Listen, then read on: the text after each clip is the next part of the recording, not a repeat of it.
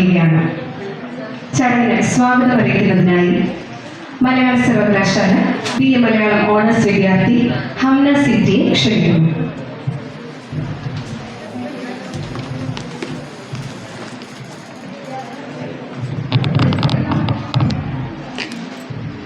മനസ്സ് നന്നാവട്ടെ. ഈ ഒരു വാക്യത്തോടെ അല്ലാതെ ബാബുരാജൻ മാഷിൻ്റെ ഒരു പരിപാടി എങ്ങനെ തുടങ്ങുമെന്ന് എനിക്കറിയില്ല. കാരണം ഞങ്ങൾക്ക് എല്ലാവർക്കും അത്രമേൽ പ്രിയപ്പെട്ട ഞങ്ങളുടെ NSS കോർഡിനേറ്ററും ഞങ്ങളുടെ സാഹിത്യരചന പഠന സ്കൂളിൻ്റെ ഡയറക്ടറും ഒക്കെ ആയിട്ടുള്ള ബാബുരാജൻ മാഷിൻ്റെ ജീവിതത്തിലെ തന്നെ വലിയൊരു അംഗീകാരം ലഭിക്കുന്ന ഒരു ദിവസമാണ് ഇന്ന്. അദ്ദേഹത്തിൻ്റെ 5ാമത്തെ പുസ്തകത്തിൻ്റെ പ്രകാശന ചടങ്ങിലാണ്. ഇത്രത്തോളം നിറഞ്ഞു നിൽക്കുന്ന ഒരു ചടങ്ങിൽ നിന്നിട്ട് സ്വാഗതം പറയുക എന്ന് പറയുമ്പോൾ എന്നെ സംബന്ധിച്ചിടത്തോളം ഭയങ്കര അഭിമാനമുള്ള കാര്യമാണ്. ആശാൻ്റെ മണ്ണിൽ എന്ന് പറയുന്ന പുസ്തകം 5ാമത്തെ പുസ്തകമാണ്.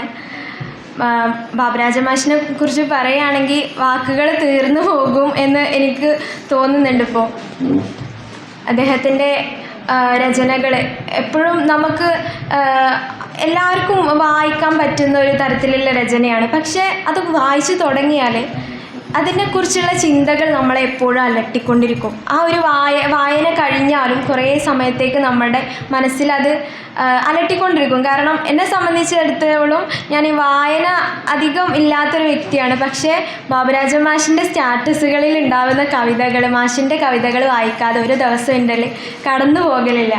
അതുകൊണ്ട് ഞാനിങ്ങനെ ആലോചിക്കുന്നുണ്ട്, ഇന്ന് രാവിലെ തൊട്ട് ഞാൻ ആലോചിക്കുന്നുണ്ട് ഈ ഒരു പരിപാടിക്ക് സ്വാഗതം പറയാൻ ഞാൻ എത്രത്തോളം യോഗ്യയാണ് എന്നുള്ളത്. പക്ഷേ ഇപ്പം എനിക്കിപ്പോൾ ഇങ്ങനെ തിരിച്ചറിയുന്നുണ്ട്, തീർച്ചയായിട്ടും ബാബുരാജൻ മാഷ് എഴുതിയിട്ടുള്ള ഏകദേശം ഈ അടുത്ത് എഴുതിയിട്ടുള്ള എല്ലാ കവിതകളും ഞാൻ വായിച്ചിട്ടുണ്ട്. അതിൻ്റെ ചിന്തകളിൽ ഇപ്പോഴും എനിക്ക് അലട്ടിക്കൊണ്ടിരിക്കുന്ന ഒരു കാര്യമാണ്. അതിപ്പോൾ ഞാനൊരു വരി വായിച്ചു വെക്കാം, നിങ്ങൾക്ക് എന്താണതിൽ തോന്നുന്നത് എന്നുള്ളത് നിങ്ങൾ തന്നെ ഒന്ന് നോക്കുക. അദ്ദേഹത്തിൻ്റെ പുതിയ പുസ്തകമായിട്ടുള്ള ആശാൻ്റെ മണ്ണിൽ നിന്ന് ഇന്ന് പ്രകാശനം ചെയ്യാൻ പോവുകയാണ്. അത് ഇന്നലെയാണ് എനിക്ക് പുസ്തകം കിട്ടിയത്. അപ്പം ഞാൻ വായിച്ചു നോക്കിയപ്പോൾ ഒരു വരികളാണ്. ചെറുപ്പമായിരിക്കാൻ എന്ന് പറയുന്ന ഒരു കവിതയുണ്ട് അതിൽ. ഒരിക്കലും ഇരിക്കരുത്, നടന്നുകൊണ്ടേയിരിക്കുക, ഓടിക്കൊണ്ടേയിരിക്കുക, പഠിച്ചുകൊണ്ടേയിരിക്കുക, ചിരിച്ചുകൊണ്ടേയിരിക്കുക, വായിച്ചു കൊണ്ടേയിരിക്കുക, സൗഹൃദങ്ങൾ സ്ഥാപിച്ചു കൊണ്ടേയിരിക്കുക. ഇങ്ങനെ തുടങ്ങിയിട്ട് യഥാർത്ഥത്തിൽ നമുക്ക് മലയാള സർവകലാശാലയിൽ ബാബുരാജൻ മാഷിനെയാണ് ഇവിടെ വരച്ചു വെച്ചത് എന്ന് നമുക്ക് കാണാൻ പറ്റും. കാരണം മാഷിൻ്റെ ബാക്കിയുള്ള 94 കവിതകളുടെ ഒരു സമാഹാരമാണിത്. അതിൽ ഓരോ കവിതയിലൂടെ നമ്മൾ മറിച്ചു പോകുമ്പോൾ അതിൽ മുഴുവൻ മാഷാണോ എന്ന് ഒരു നിമിഷം തോന്നിപ്പോകുമെങ്കിലും 2ാമത്തെ ഒരു വായനയിൽ അത് നമ്മൾ തന്നെയാണോ എന്ന് നമുക്കൊന്ന് ചിന്തിച്ച് നോക്കാറുണ്ട്. അപ്പോൾ അത്തരം ഒരു മാഷിനെ കുറിച്ച് പറയാൻ ഞാൻ പറഞ്ഞു തുടങ്ങിയാൽ ചിലപ്പോൾ നിർത്തൂല എന്നുള്ളൊരു ബോധ്യം എനിക്കുണ്ട്. അതുകൊണ്ടാണ്. പക്ഷേ ഞാൻ ഈ ഒരു തുഞ്ചൻപറമ്പിൽ 2ാമത്തെ പ്രാവശ്യമാണ് വരുന്നത്. ആദ്യത്തെ പ്രാവശ്യം ഞാൻ വന്നത് മലയാള സർവകലാശാലയിൽ ആദ്യത്തെ ഡിഗ്രി ബാച്ച് തുടങ്ങുമ്പോൾ ആദ്യത്തെ വിദ്യാർത്ഥിയായിട്ട് അവിടെ ചേരാനാണ് വരുന്നത്. അന്ന് എൻ്റെ അടുത്ത് പറഞ്ഞൊരു കാര്യമുണ്ട്, മാഷിനെ പോലെയുള്ളൊരു മാഷൊക്കെയാണ് നിനക്കുള്ളത് എന്നുള്ള ധൈര്യമാണ് എന്നെ ഇവിടെ ചേർത്തിയത് എന്നുള്ളത്.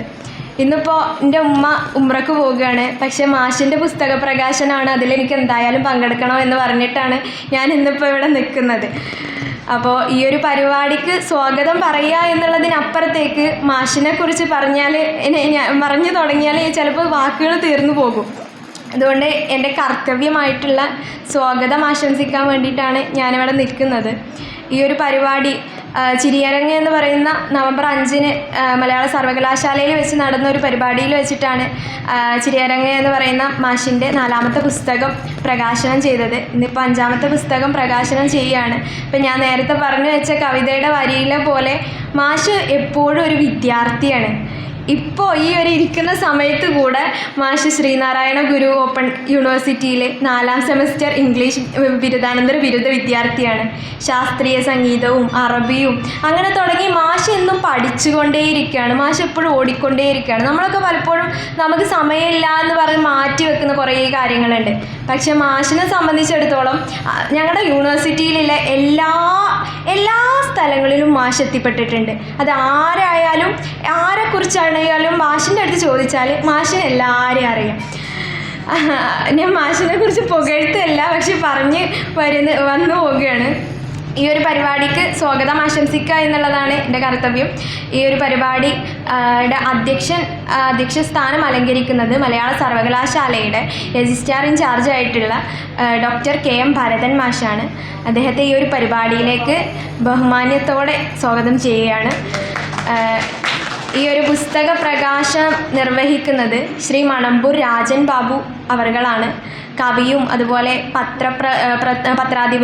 പത്രാധിപനും പ്രസാധകനും ലിംക അവാർഡ് കിട്ടിയിട്ടുള്ള ഇന്ന് മാസികയുടെ പ്രസാധകനൊക്കെ ആയിട്ടുള്ള ഈ ഒരു പരിപാടിക്ക് ഏറ്റവും അനുയോജ്യമായിട്ടുള്ള ഒരു അതിഥിയാണ് നമുക്കിന്നിവിടെ വന്നിട്ടുള്ളത്.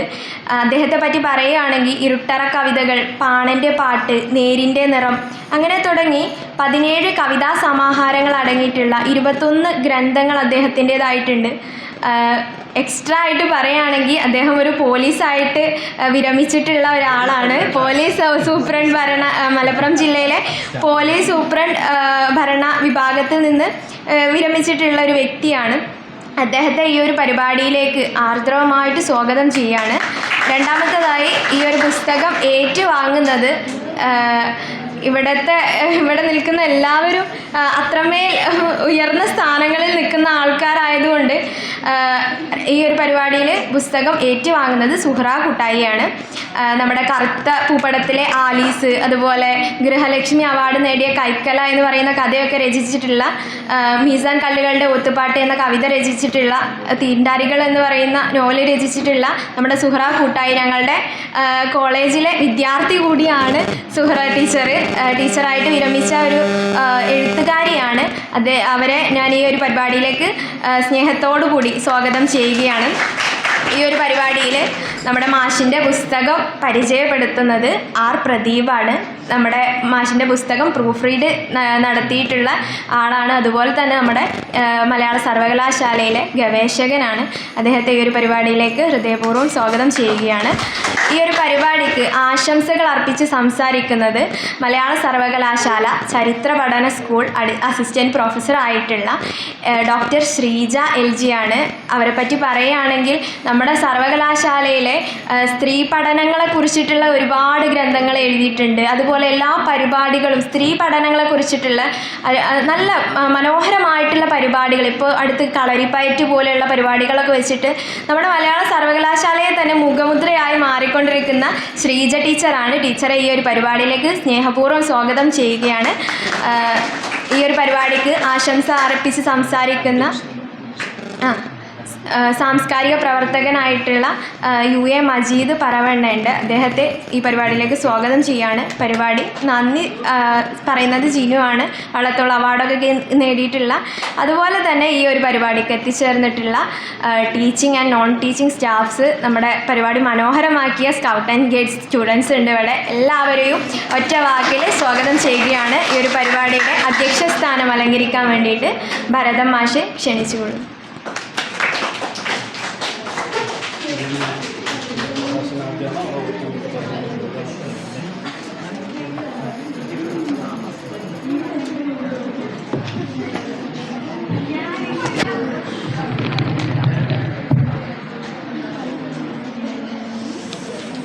പ്രിയപ്പെട്ട കവി മണമ്പൂർ രാജൻ ബാബു മാഷ്, വേദിയിലും സദസ്സിലും ഇരിക്കുന്ന ബഹുമാന്യരെ, സുഹൃത്തുക്കളെ,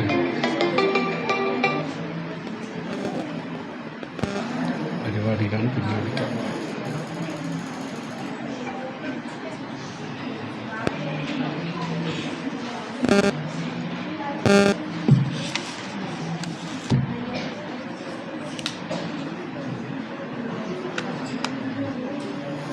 ഇവിടെ സ്കൗട്ട്സ് ആൻഡ് ഗൈഡ്സിൻ്റെ കുട്ടികൾ ഉൾപ്പെടെ, അധ്യാപകരുൾപ്പെടെ, എനിക്ക് മലയാള സർവകലാശാലയിൽ വളരെ പരിചിതരായിട്ടുള്ള സുഹൃത്തുക്കൾ ഉൾപ്പെടെയുള്ള ആളുകളുള്ള ഒരു സദസ്സാണ്. അതുകൊണ്ട് തന്നെ ആരോട് സംസാരിക്കുമെന്നൊരു പ്രശ്നവുമാണ്. ഒരു പുസ്തക പ്രകാശനത്തിൽ പുസ്തകത്തെക്കുറിച്ചാണ് പറയേണ്ടത്. പുസ്തകത്തെക്കുറിച്ച് പരിചയപ്പെടുത്താൻ ഇവിടെ ആളുകളുണ്ട്. കവിതയെക്കുറിച്ച് പറയാൻ മണമ്പൂർ രാജൻ ബാബു മാഷും ഉണ്ട്. പിന്നെ ഞാനെന്താണ് പറയാനുള്ളത്? ഒരു 10 മിനിറ്റ് അധ്യക്ഷൻ എന്നുള്ള നിലയിൽ എന്തെങ്കിലും ചില കാര്യങ്ങൾ പറയണമെന്നും വിചാരിക്കുന്നുണ്ട്. അതിൽ ഒന്ന്, ഈ കവിത ബാബുരാജൻ മാഷ് പറയുന്നത് പോലെ തന്നെ തോന്നക്കലിലെ കുമാരനാശാൻ്റെ സ്മാരകത്തിൽ നിന്നുകൊണ്ട് ഉണ്ടായ ഒരു അനുഭവമാണ് അതിലെ ഒരു കവിത എന്ന് ആ കവിത തന്നെ നമ്മളോട് പറയുന്നുണ്ട്. മാറ്റുവിൻ ചട്ടങ്ങളെ സ്വയം, അല്ലെങ്കിൽ മാറ്റുമതുകളി നിങ്ങളെത്താൻ എന്ന് പ്രക്ഷുബ്ധമായ ഒരു കാലത്ത് അങ്ങനെയുള്ള ഒരു സമൂഹത്തോട് പറഞ്ഞ കവിയാണ് ആശാൻ. ആ ആശാൻ്റെ കവിതയിൽ നിന്ന് നമ്മൾ കുറച്ചിങ്ങോട്ട് സഞ്ചരിച്ചെത്തുമ്പോൾ ബാബുരാജൻ മാഷ് പ്രണയത്തെക്കുറിച്ച്, പ്രണയദിന കവിതകളെക്കുറിച്ചൊക്കെ പറയുന്നുണ്ട്. അപ്പോൾ പ്രണയദിന കവിതകളെക്കുറിച്ച് പറയുമ്പോൾ ആണുങ്ങൾക്ക് ആ വാക്യം കടലിലെ തിരമാലകൾ പോലെ ഇങ്ങനെ പ്രണയം വന്നു പോകുന്നതിനെക്കുറിച്ചും നിരന്തരം വരുന്നതിനെക്കുറിച്ചും, പെണ്ണുങ്ങളിൽ പ്രണയം നീലക്കുറിഞ്ഞി പൂക്കുന്നത് പോലെ 12 കൊല്ലത്തിലൊരിക്കൽ എന്നതുപോലെ വല്ലപ്പോഴും വന്നു പോകുന്നതും ഒക്കെയായി മാഷ് ഭാവന കാണുന്നുണ്ട്. സമകാല ലോകത്ത് കാണുന്ന ചില കാഴ്ചകളെ മുൻനിർത്തിയാകാം മാഷ് അങ്ങനെ പറയുന്നത്. അല്ലെങ്കിൽ പ്രണയം, പറയാതെ പോകുന്ന പ്രണയം എംപ്ലോയ്മെൻ്റ് എക്സ്ചേഞ്ചിൽ പേര് രജിസ്റ്റർ ചെയ്ത് കാത്തിരിക്കുന്നത് പോലെയാണ് എന്നും മാഷ് പറയും. അപ്പോഴാണ് കുമാരനാശാൻ്റെ മണ്ണിൽ നിൽക്കുന്ന കവിയെയും കുമാരനാശാൻ്റെ കവിതയുടെ മണ്ണിനെയും കുറിച്ച് നമ്മൾ ആലോചിച്ചു പോവുക. രതി നിത്യം ഒരാൾക്കൊരാളിലായി സ്ഥിതി ചെയ്യിൽ സഖി പെണ്ണിനാണിനും അതിലും വലുതില്ലഹോ വ്രതം എന്നൊക്കെ അക്കാലത്ത് പറഞ്ഞിട്ടുള്ള ഒരാൾ. അല്ലെങ്കിൽ പ്രണയം കൊണ്ട് വീർപ്പ് മുട്ടിയിട്ടുള്ള ഒരുപാട് നായികമാരെ അവതരിപ്പിച്ചിട്ടുള്ള ഒരാൾ. അതുകൊണ്ട് ആ കാലത്തെ പ്രണയസങ്കല്പവും ഈ കാലത്തെ പ്രണയസങ്കല്പവും ഒക്കെ തമ്മിൽ വലിയ വ്യത്യാസമുണ്ട്. കാലം മാറുമ്പോൾ അതൊക്കെ മാറും എന്നുള്ളത് സ്വാഭാവികവും ആണ്.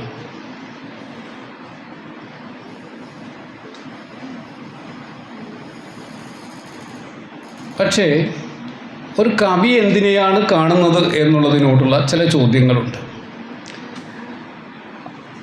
ആധുനിക കവിതയെ, സമകാല കവിതയെ പല നിലയിൽ ഇഷ്ടപ്പെടുന്നവരാണ് നമ്മളെല്ലാവരും. പക്ഷെ അങ്ങനെ ഇഷ്ടപ്പെടുമ്പോഴും അത്രത്തോളം കവിതയുടെ കാര്യത്തിൽ ജനാധിപത്യവാദി അല്ലാത്ത എന്നെ സംബന്ധിച്ച് എനിക്ക് ചില വിയോജിപ്പുകളും ആധുനിക അല്ലെങ്കിൽ ആധുനികം എന്ന് പറയുന്നത് സമകാലം എന്നുള്ള അർത്ഥത്തിലാണ് കവിതയോടുണ്ട്. സമകാല കവിത അത് കവിതയുടെ കുഴപ്പമല്ല, അത് കാലത്തിൻ്റെ പ്രശ്നമാണ്. സമകാല കവിത ആയിത്തീർന്നതിലേക്ക് നോക്കിക്കൊണ്ടിരിക്കുന്ന ഒരു കവിതയാണ്. നമ്മളെല്ലാവരും എങ്ങനെ ഇങ്ങനെ ആയിത്തീർന്നു എന്നാണ്. ആ ആയിത്തീർന്നതിലേക്കുള്ള ഈ അവസ്ഥയിലേക്കാണ് അത് നോക്കുന്നത്. അതുകൊണ്ട് ബാബുരാജൻ മാഷിൻ്റെ കവിതയും പറയുക നമ്മൾ എത്തിച്ചേർന്നിരിക്കുന്ന ഈ അവസ്ഥയെക്കുറിച്ചാണ്. അതിപ്പോൾ തന്നെ എന്നൊക്കെ പറയുന്ന കവിതയൊക്കെ എടുത്താൽ നമ്മൾ മാറ്റിവെക്കുന്ന, സമയമില്ലെന്ന് പറഞ്ഞ് മാറ്റിവെക്കുന്ന ഓരോരോ കാര്യങ്ങൾ അപ്പോൾ ചെയ്തു നോക്കൂ, അതാണ് ജീവിതം എന്ന് പറയുന്ന ഒരു കവിതയുണ്ട്. വാസ്തവത്തിൽ അതൊരു കവിത മാത്രമല്ല, കവിതയെപ്പോലെ അല്ലെങ്കിൽ കവിതയേക്കാൾ നമുക്ക് ഒരു ഇൻസ്പിറേഷൻ ക്ലാസ്സൊക്കെ കൊടുക്കുമ്പോൾ, ഒരു മോട്ടിവേഷൻ ക്ലാസ് കൊടുക്കുമ്പോൾ ഒക്കെ പറയാവുന്ന ഒരു കാര്യം കൂടിയാണ് എന്നുള്ളത്. ജീവിതം എങ്ങനെ ജീവിക്കണം എന്നുള്ളതിന് ഡയറക്റ്റായിട്ട് കൊടുക്കാവുന്ന ഒരു ഉപദേശമാണ് എന്നൊക്കെ നമുക്ക് പറയാവുന്ന ഒന്നാണ് ആ കവിത.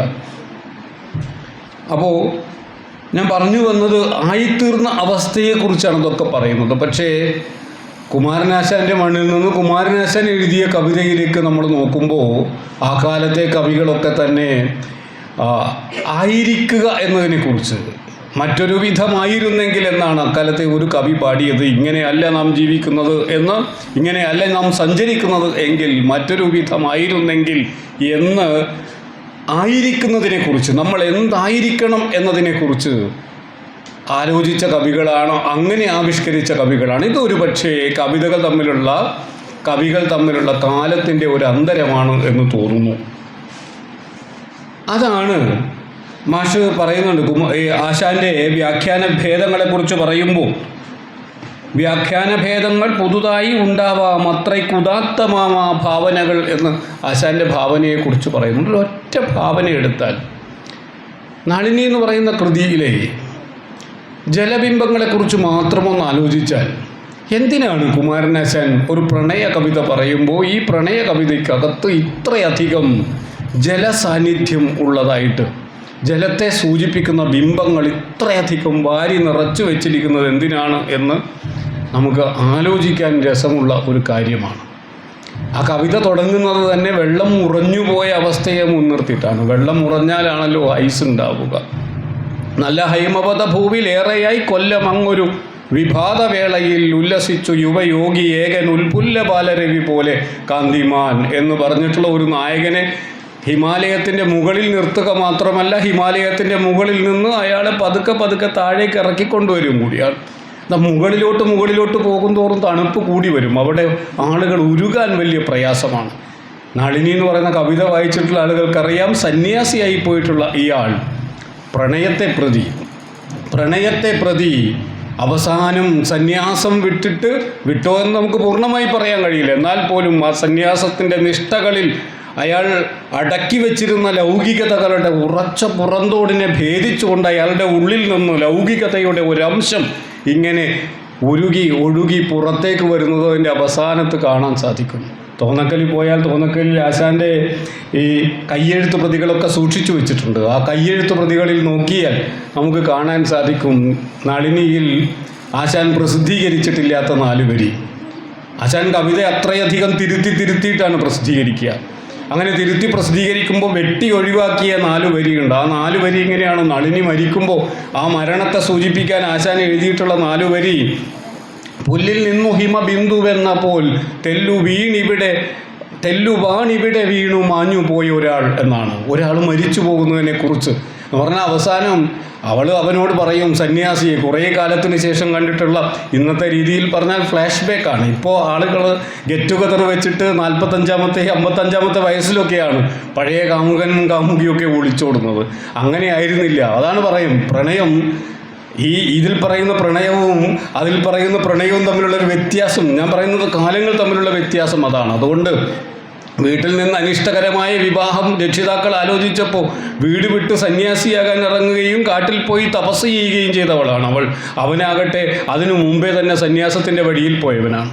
അവർ രണ്ടുപേരും ഹിമാലയത്തിൻ്റെ താഴ്വാരത്ത് വെച്ച്, ഹിമാലയത്തിൻ്റെ മുകളിലല്ല, മുകളിൽ മഞ്ഞുരുകുകയില്ല എന്നുള്ളത് കൊണ്ടാണ് ആശാൻ അവരെ താഴേക്കിറക്കിയത്.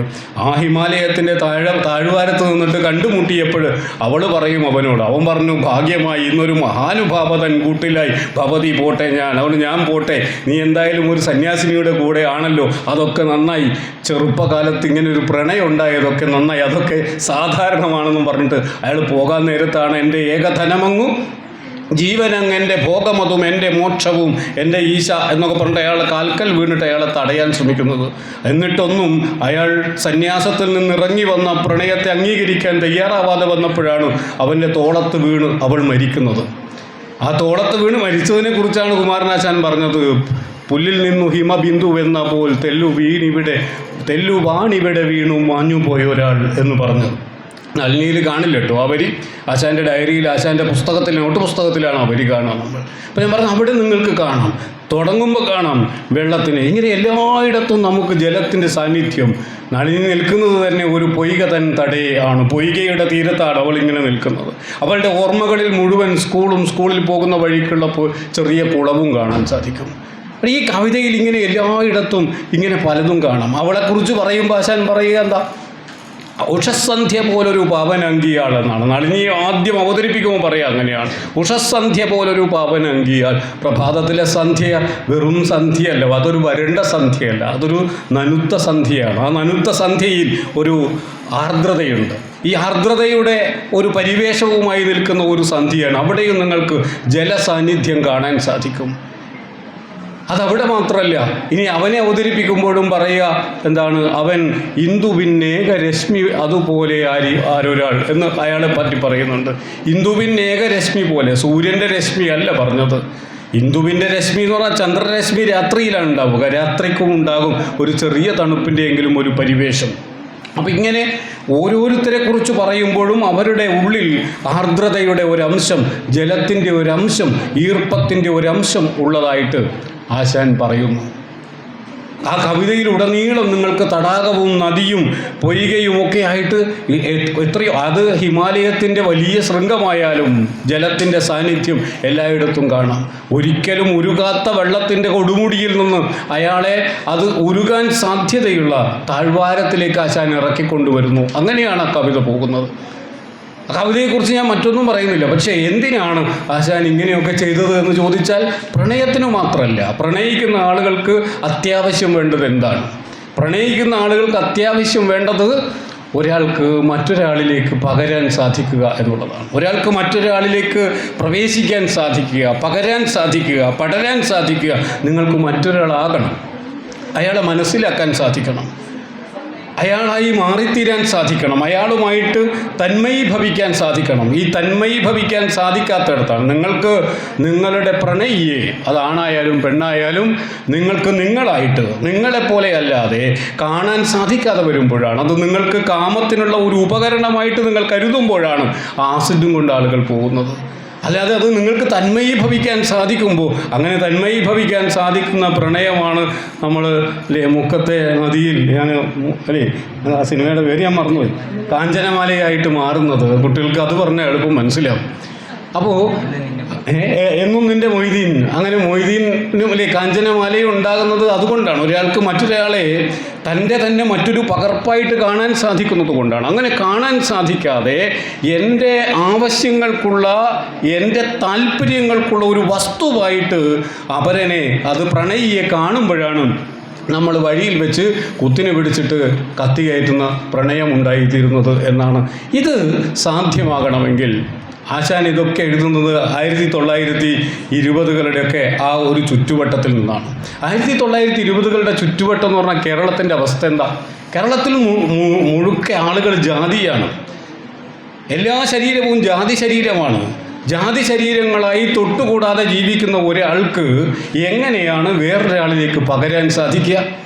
നമുക്ക് വേറൊരാളിലേക്ക് പകരാൻ സാധിക്കില്ല. 32 അടിയോ 6 അടിയോ 64 അടിയോ അപ്പുറത്തേക്ക് മാറി നിൽക്കുന്ന ആളുകൾക്കിടയിൽ ഒരാൾക്ക് മറ്റൊരാളാകാൻ, മറ്റൊരാളെ ഉൾക്കൊള്ളാൻ, മറ്റൊരാളിലേക്ക് പകരാൻ കഴിയുന്നത് എങ്ങനെയാണ്?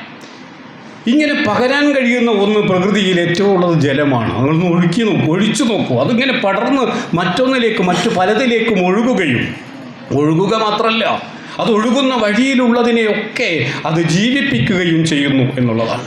ഇങ്ങനെ എല്ലാറ്റിലേക്കും പടരുകയും പടരുന്ന വഴികളിലൊക്കെ ജീവിതത്തിനെ ഉന്മിഷത്താക്കുകയും ചെയ്യുന്ന ഒന്നിൻ്റെ പേരാണ് ജലം എന്നുള്ളത്. ആ ജലത്തെക്കുറിച്ചാണ് ആശാൻ അറിയാതെ ആ കവിതയിൽ എല്ലായിടത്തും ഇങ്ങനെ വാരി വിതറിയിട്ടുള്ളത് എന്നാണ്.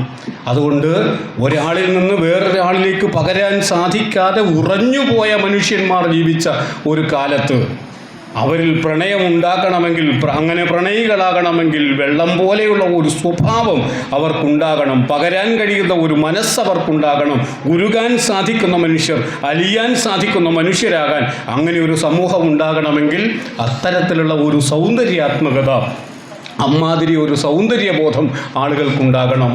ആശാൻ വെറും പ്രണയത്തെക്കുറിച്ച് പറയുക മാത്രമല്ല ചെയ്തത്.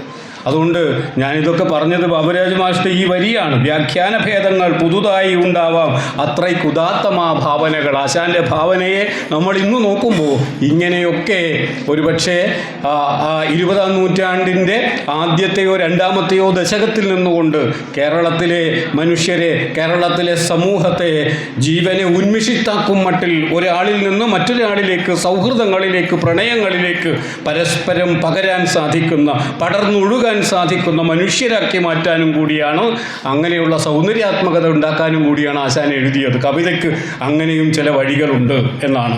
അപ്പോൾ കവിതയ്ക്ക് ഇതൊക്കെ സാധ്യമാകും. അതുകൊണ്ട് അക്കാലത്തെ കവിത അങ്ങനെ സഞ്ചരിച്ചു. ഈ കാലത്തെ കവിത തട്ടിമറിഞ്ഞാൽ എവിടം വരെ ഒഴുകും എന്നുള്ളത് ഒരു ചോദ്യമാണ്. അതിൻ്റെ ഉത്തരം ഞാൻ പറയുന്നില്ല. അതെവിടം വരെ ഒഴുകും എന്നുള്ളത് കാലത്തിൻ്റെ പ്രശ്നമാണ്, അല്ലാതെ കവികളുടെ പ്രശ്നമല്ല എന്ന് മാത്രം സൂചിപ്പിച്ചുകൊണ്ട് ഞാൻ നിർത്തുകയാണ്. നന്ദി, നമസ്കാരം. അടുത്തതായി പുസ്തക പ്രകാശനമാണ്. ശ്രീ ബാബുരാജ് കല്ലൂരങ്ങാടി എഴുതിയ ആശാന്റെ മണ്ണിൽ എന്ന പുസ്തകം പ്രകാശനം ചെയ്യുന്നതിനായി കവി ശ്രീ മണപ്പൂർ രാജൻ ബാബു സാറിനെ ക്ഷണിക്കുന്നു. പുസ്തകം ഏറ്റുവാങ്ങുന്നതിനായി എഴുത്തുകാരി ശ്രീമതി സുഹ്റ കൂട്ടായിനെ ക്ഷണിക്കുന്നു.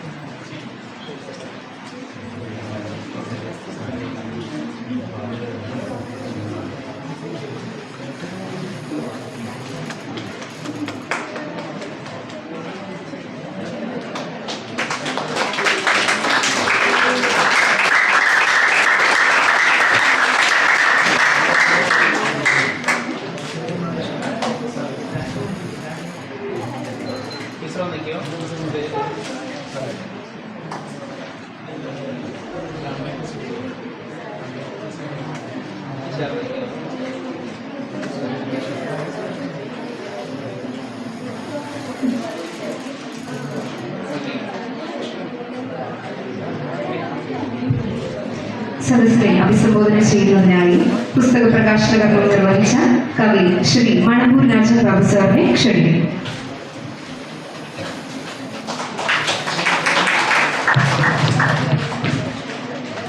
ഇവിടെ നിൽക്കുമ്പോൾ എനിക്ക് തോന്നുന്നത് മലയാളം സർവകലാശാല തുഞ്ചൻ പറമ്പിലേക്ക് മാറ്റി എന്നാണ്. അത് എന്തായാലും നന്നായി. ഈ പരിപാടി ഇവിടെ ആയത്, ഈ പുസ്തക പ്രകാശനം ഇവിടെ ആയത് എന്തുകൊണ്ടും നന്നായി. അതുകൊണ്ട് തന്നെ രണ്ട് വലിയ അദൃശ്യ അനുഗ്രഹങ്ങൾ ഈ പരിപാടിക്ക് ലഭിക്കുന്നു.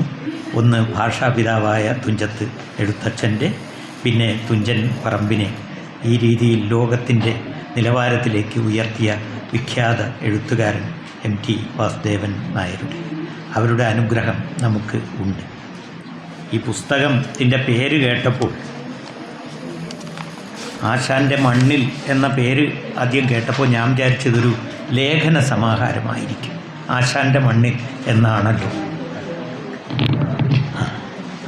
പുസ്തകത്തിൻ്റെ കവറ് കാണുമ്പോഴും അങ്ങനെ തന്നെ. ഈ ഓലമേഞ്ഞ രണ്ട് കെട്ടിടങ്ങൾ, ഈ ഓലമേഞ്ഞ രണ്ട് കെട്ടിടങ്ങളിലും പല പ്രാവശ്യം പോയിട്ടുള്ള ഒരാളാണ് ഞാൻ. തോന്നയ്ക്കൽ ആശാൻ സ്മാരകത്തിൽ കവിത ചൊല്ലാനും സംസാരിക്കാനും ഒക്കെ പോയപ്പോൾ ഈ ആശാൻ കവിത എഴുതിയ ഈ ചെറിയ വീടുകളിൽ, ഈ ചെറിയ ഓലപ്പുരകളിൽ പലതവണ കയറി നമസ്കരിച്ചിട്ടുണ്ട്. ഇതങ്ങനെ തന്നെ നിലനിന്നതിന് കാരണം പ്രധാനമായും ONV സാറാണ്. ഇങ്ങനെ ഇത് ആശാൻ സ്മാരകമാക്കി മാറ്റുമ്പോൾ ONV സാർ പറഞ്ഞു അത് അങ്ങനെ തന്നെ നിലനിർത്തണം. ആ ഓലപ്പുര അദ്ദേഹം ഇരുന്ന് കവിത എഴുതിയ, കവിത വായിച്ച ആരോ ഇതിൻ്റെ ഇടയ്ക്ക് സംസാരിക്കുന്നുണ്ട്. അതെനിക്ക് വലിയ വേദനയാണ്. അതുകൊണ്ട് ഞാൻ ദീർഘമായി സംസാരിക്കാതിരിക്കാൻ ശ്രദ്ധിക്കാം. എങ്കിലും സംസാരിക്കുമ്പോൾ അത് മറ്റുള്ളവർ സംസാരിക്കുന്ന ഒരു വേദനയാണ്. ഞാൻ അങ്ങനെ ചെയ്യാറില്ല, അതുകൊണ്ടാണ്. അപ്പോൾ അതുകൊണ്ട് ONV സാർ പറഞ്ഞു അതങ്ങനെ തന്നെ നിലനിർത്തണം. അതുപോലെ കുമാരനാശാൻ മണ്ണെണ്ണ വിളക്കിൻ്റെ ചുവട്ടിലിരുന്നാണ് എഴുതിയത്. ആ വെളിച്ചത്തിലിരുന്നാണ് കവിത എഴുതിയത്. മണ്ണെണ്ണ വിളക്കിൻ്റെ കരി പറ്റിയ ചുമരുകൾ അവിടെ ഉണ്ട്. അപ്പോൾ അദ്ദേഹം പറഞ്ഞു ആ കരി പറ്റിയ ചുമരുകൾ അങ്ങനെ തന്നെ വേണം. അത് ആശാൻ കവിത ഉണ്ടായ ചുമരുകൾ, അല്ലെങ്കിൽ അതിൻ്റെ കരി പറ്റിയതാണ്, ആ കരി മാറ്റിക്കളയരുതെന്ന് പറഞ്ഞു. പക്ഷേ നമ്മുടെ പെയിൻറ്റർമാരെ നമുക്ക് അറിയാമല്ലോ, അവരത് ഭംഗിയാക്കി വെളുപ്പിച്ചു. ആ കരി അവിടെ ഇല്ല, പല പ്രാവശ്യം പോയി. ഞാൻ ആദ്യം ചെയ്യേണ്ട കാര്യം ചെയ്യാതെയാണ് ഇങ്ങനെയൊക്കെ പറഞ്ഞു പോയത്. ശരിക്കും ഈ യോഗത്തിൽ ആധ്യക്ഷ്യം വഹിക്കുന്ന ഡോക്ടർ KM ഭരതൻ മാഷ് നമ്മൾ സുഹൃത്തുക്കളാണ്, എനിക്ക് വളരെ കാലമായി അറിയുന്ന ആളാണ്. അതുപോലെ സ്വാഗതം ആശംസിച്ച CT ഹംന, പുസ്തകം ഏറ്റുവാങ്ങിയ ശ്രീമതി സുഹ്റ കൂട്ടായി, പുസ്തക പരിചയം നടത്തുന്ന ശ്രീ R പ്രദീപ്, ആശംസകൾ അർപ്പിക്കുന്ന doctor LG Sheeja, UA Majeed, അതുപോലെ ഇതിൻ്റെ പ്രസാധകനായ ശ്രീ ജിനു, മറുമൊഴി ബാബുരാജൻ നല്ലൂരങ്ങാടി തുടങ്ങി വേദിയിലും സദസ്സിലുമുള്ള എല്ലാവർക്കും നമസ്കാരം. ഇതാദ്യം പറയേണ്ടതായിരുന്നു. പക്ഷേ ഇങ്ങനെയുള്ള സന്ദർഭങ്ങളിൽ നമുക്ക് ഇതുപോലെ ചില പ്രശ്നങ്ങൾ വരുമല്ലോ, എന്ത് പറയണമെന്ന് അറിഞ്ഞുകൂടാ. അത് സന്തോഷം കൊണ്ടാണ്. മാത്രമല്ല, ബാബുരാജൻ നല്ലൂരങ്ങാടിയുടെ പ്രജകളാണ് ഇവിടെ ഇരിക്കുന്നവർ മുഴുവൻ പേരും. അദ്ദേഹത്തോട് അത്രയധികം അടുപ്പവും സ്നേഹവും ഉള്ളവരാണ്. അപ്പോൾ അതുകൊണ്ട് അവരിൽ ഒരു പക്ഷേ നമ്മൾ സംസാരിക്കുമ്പോൾ തെറ്റ് വന്നാലും പൊറുക്കും എന്നുള്ളതൊരു സമാധാനമുണ്ട്. പിന്നെ ആശാനെ ഇഷ്ടപ്പെടുന്ന കവി ആണല്ലോ ബാബുരാജൻ. അപ്പോൾ എനിക്ക് വലിയ സന്തോഷം തോന്നി. കാരണം ഞാൻ ഇഷ്ടപ്പെടുന്ന ഒരുപാട് കവികളുണ്ടെങ്കിലും അഗ്രിമ സ്ഥാനത്ത് ഇപ്പോഴും കുമാരനാശാൻ തന്നെയാണ്. ആശാൻ തന്നെയാണ്.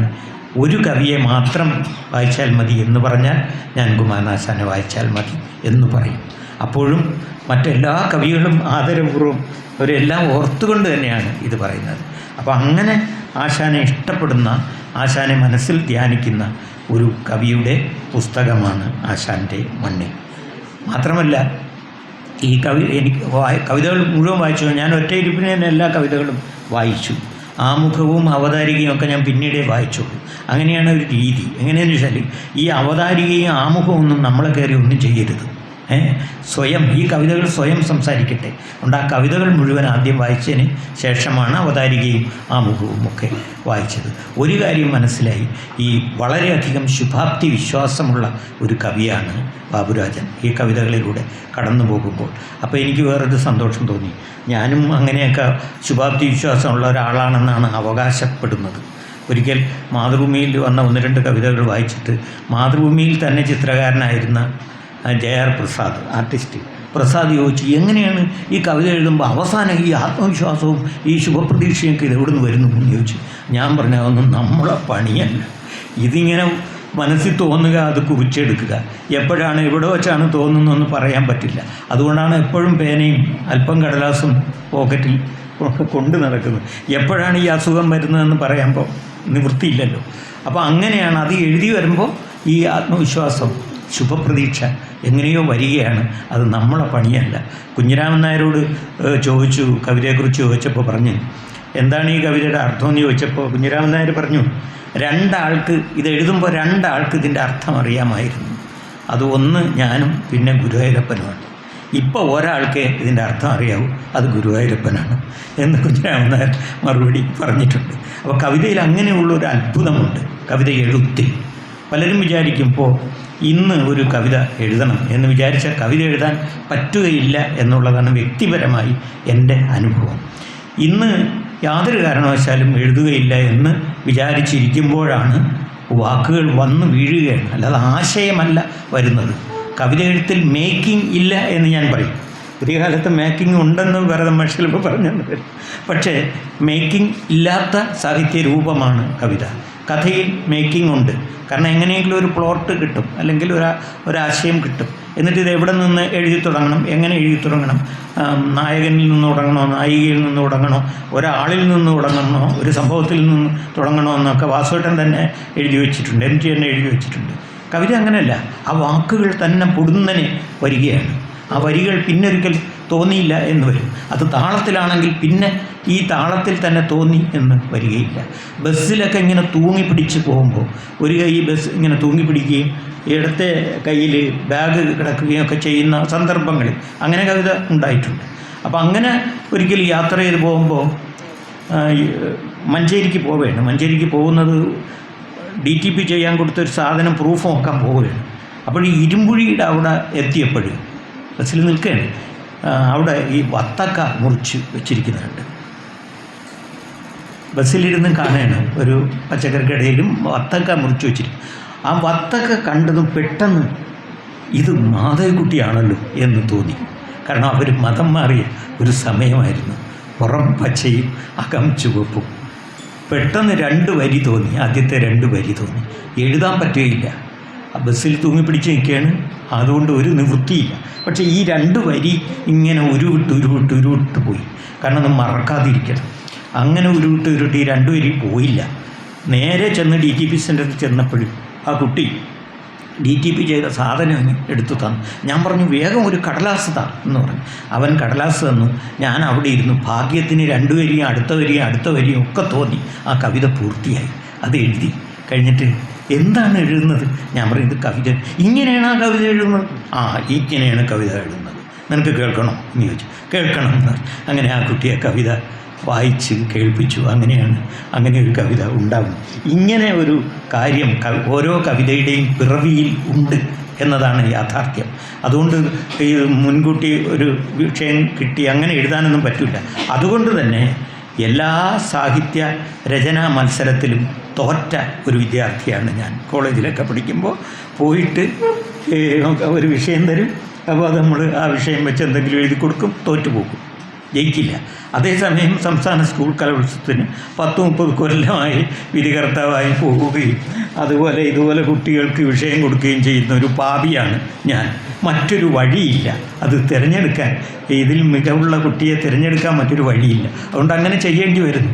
ഇപ്പോൾ ഇനി സ്പെഷ്യൽ സ്കൂൾ കലോത്സവത്തിന് 28-നും 29-നും ഞാനിവിടെ വരുന്നുണ്ട്. പക്ഷേ എങ്കിലും അതൊരു മഹാപാപമാണെന്ന് അറിഞ്ഞുകൊണ്ട് തന്നെയാണ് അത് ചെയ്യേണ്ടി വരുന്നത്. അപ്പോൾ തീർച്ചയായും ഈ കവിതകൾ വായിച്ചു നോക്കുമ്പോൾ ഇതിലെ ഈ ശുഭാപ്തി വിശ്വാസം, അല്ലാതെ ലോകം നന്നാവണമെന്നൊരു വിചാരം ഈ കവിക്ക് ഉണ്ട്. അത് ലോകം വളരെ ആപൽക്കരമായ സംഭവങ്ങളിലൂടെയാണ് പോയിക്കൊണ്ടിരിക്കുന്നത്. നമുക്ക് സഹിക്കാൻ പറ്റുന്ന കാര്യങ്ങളല്ല ലോകത്ത് നടക്കുന്നത്. എങ്കിലും ഇതിനൊരു അന്ത്യമുണ്ടാകും, ഇതിനൊരു അന്തമുണ്ടാകും, ഇതിനപ്പുറം ഒരു ലോകമുണ്ടാകും എന്ന് വിചാരിക്കുന്നവരുടെ കൂട്ടത്തിലാണ് ബാബുരാജൻ ഞാനുമൊക്കെ നിൽക്കുന്നത് എന്ന് ഞാൻ ഈ കവിതകളിലൂടെ മനസ്സിലാക്കുന്നു. നേരത്തെ ഞങ്ങൾ തമ്മിൽ അറിയില്ല, ഇന്നാണ് കാണുന്നത് പോലും. അപ്പോൾ അതുകൊണ്ട് ഈ കവിതകളിലൂടെയാണ് ഞാൻ അദ്ദേഹത്തെ തിരിച്ചറിയുന്നത്. അപ്പോൾ മാത്രമല്ല ഇദ്ദേഹം ഒരു മനുഷ്യപക്ഷ കവിയാണ്. കാരണം സ്ത്രീപക്ഷ കവി ആയതുകൊണ്ട്. സ്ത്രീപക്ഷമാണ് ഇതിലെ പല കവിതകളും. സ്ത്രീപക്ഷമായതുകൊണ്ട് തന്നെ അദ്ദേഹം മനുഷ്യപക്ഷത്താണ് എന്ന് വിചാരിക്കുന്നു. ഞാനും ഒരു സ്ത്രീപക്ഷ കവിയാണെന്നാണ് എൻ്റെ മറ്റൊരു അവകാശവാദം. അവൾ പെൺപക്ഷ കവിതകൾ എന്ന് പറഞ്ഞ് ഈ സ്ത്രീപക്ഷ കവിതകൾ DC ബുക്സിലൂടെ എൻ്റെ ഒരു പുസ്തകം ഉണ്ട്. ഇപ്പോൾ അതിൻ്റെ ഒരു പുതിയ എഡിഷൻ വന്നാൽ അതിലേക്ക് ചേർക്കാൻ ഒരുപാട് സ്ത്രീപക്ഷ കവിതകൾ എൻ്റെ കൈവശം ഉണ്ട്, പ്രസിദ്ധപ്പെടുത്തി വന്നത്. പിന്നെ വേറൊരു കാര്യം കൂടി വ്യക്തിപരമായി ഉണ്ട്. ഞാൻ 5 പെങ്ങന്മാരുടെ ആങ്ങളെയാണ്. ഈ 5 പെങ്ങന്മാരെ ഞാനാണ് പരിപാലിച്ചത്. ഗ്രാമീണരായ അച്ഛനും അമ്മയും അല്ല.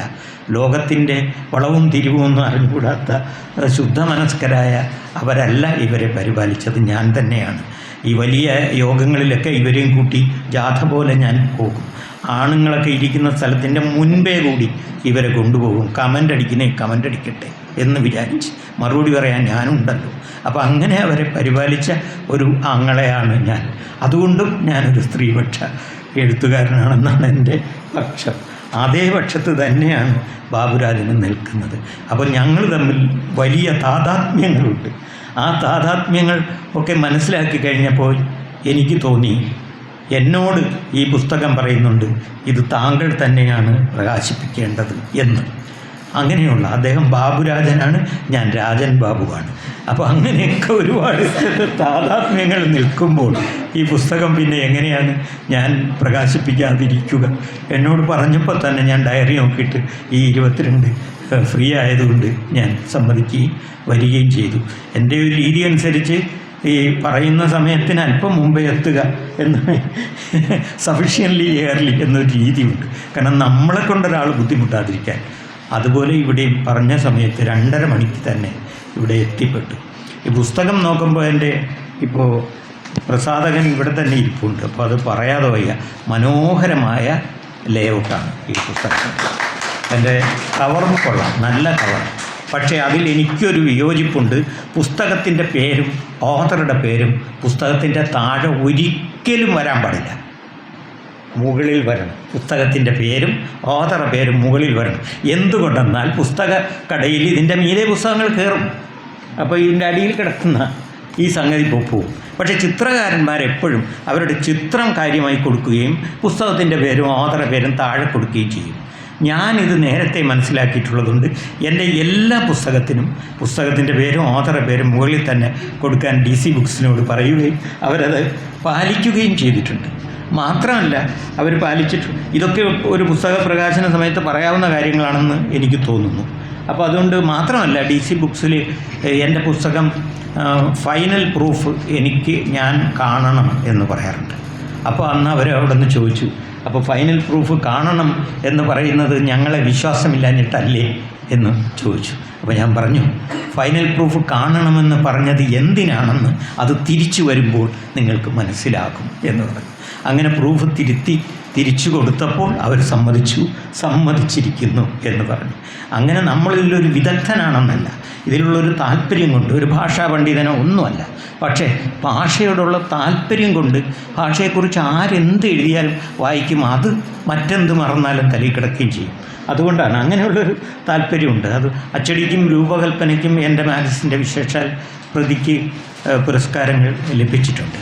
അപ്പോൾ അതൊക്കെ നോക്കുന്ന ആരാണ് എന്ന് ചോദിച്ചാൽ അതിൻ്റെ മാനേജിങ് എഡിറ്ററും പ്രൂഫ് റീഡറും അതുപോലെ ലേഔട്ട് ആർട്ടിസ്റ്റും എല്ലാം ഈ ഒരു മനുഷ്യൻ തന്നെയാണ്.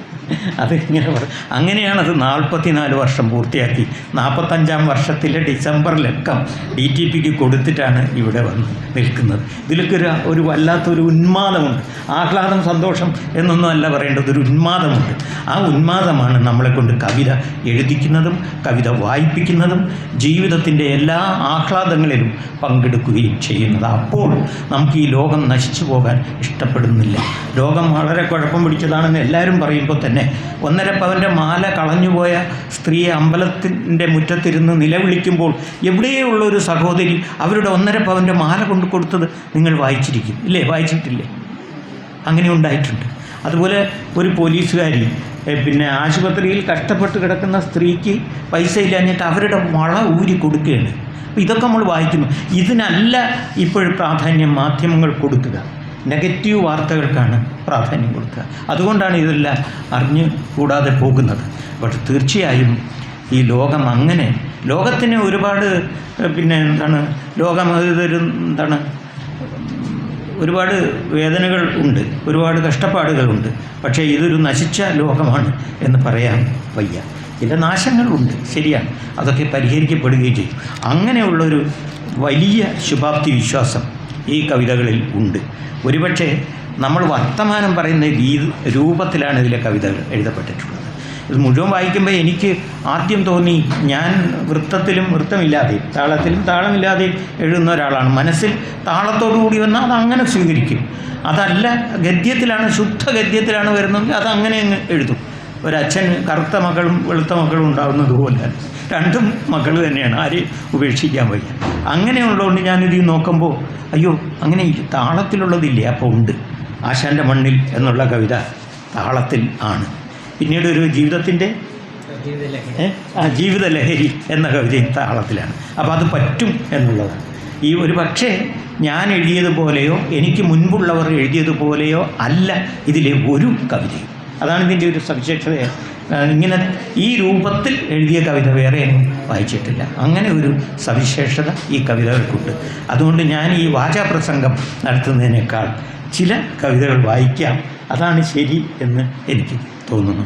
മാത്രമല്ല, ഭരതമാഷ് ഭംഗിയായി കവിതയെക്കുറിച്ചും ആശാൻ കവിതയെക്കുറിച്ചും ഒക്കെ ഇവിടെ സംസാരിച്ചത് കൊണ്ട് ഏറെ സംസാരിക്കേണ്ടതും ഇല്ല.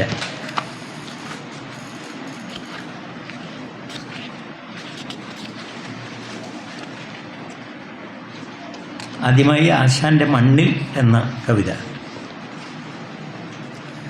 മുമ്പിലൊരു നാളിൽ ആശാൻ്റെ ചാരത്ത് വന്നു മടങ്ങുന്ന വേള തന്നിൽ ഒന്നു കുനിഞ്ഞങ്ങു തോന്നയ്ക്കൽ നിന്നൊരു കൈപ്പിടി മണ്ണു ഞാൻ വാരി നിന്നു. ആ മണ്ണിലേക്കു ഞാൻ സാകൂതം നോക്കവേ എൻ മനതാരിൽ തെളിഞ്ഞു വന്നു. വീണപൂ തൊട്ടു കരുണ വരയ്ക്കും കാവ്യങ്ങൾ ഓരോന്നും വീണ്ടും വീണ്ടും. സ്നേഹത്തിൻ ഗായകൻ നീ ഞങ്ങൾക്കേകിയ സ്നേഹം തുളുമ്പുന്ന ഗീതകങ്ങൾ. വായിച്ചു തീർന്നില്ല ലോകരിനിയുമീ വായന നീളെ തുടരുമല്ലോ. വ്യാഖ്യാനഭേദങ്ങൾ പുതുതായി ഉണ്ടാവാം, അത്രയ്ക്കുദാത്തമാ ഭാവനകൾ. നളിനിയും ലീലയും മാതങ്കിതാനും വായനക്കാർക്കെന്നും ഓമനകൾ. വാസവദത്തയും സീതയും സാവിത്രി ചാത്തൻ മദനനുമൊപ്പമൊപ്പം ആനന്ദഭിക്ഷു ദിവാകരന്മാരുമീ ഭാഷയ്ക്കുയർന്ന പദവി നൽകി. അവരൊക്കെ ഏകിയ ദർശനസാരം ഇന്നും ഇവിടെ പ്രസക്തമല്ലോ. ജാതിയാൽ തിമിരം ബാധിച്ച കണ്ണുകൾ ഉത്തമമല്ലോ ആ കായകൽപ്പം. ഇത് ആദ്യ ഭാഗമാണ്, ഇനിയുമുണ്ട്, മുഴുവൻ വായിക്കുന്നില്ല. വേറെ ചില കവിതകളുടെ ഭാഗങ്ങൾ വായിക്കാം എന്ന് വിചാരിക്കുന്നു. ഉൾക്കിടിലം എന്നൊരു കവിതയുണ്ട്. ഉൾക്കിടിലം. കവിത വന്ന് മുട്ടുമ്പോൾ എല്ലാം മറക്കും. കുടുംബം, ഊണ്, ഉറക്കം, ലോകം, പ്രകൃതി എല്ലാം. ആ വരവും പോക്കും വല്ലാത്തൊരു ഉൾക്കിടിലമാണ്. പ്രപഞ്ചമൊരു ദ്വീപാകും.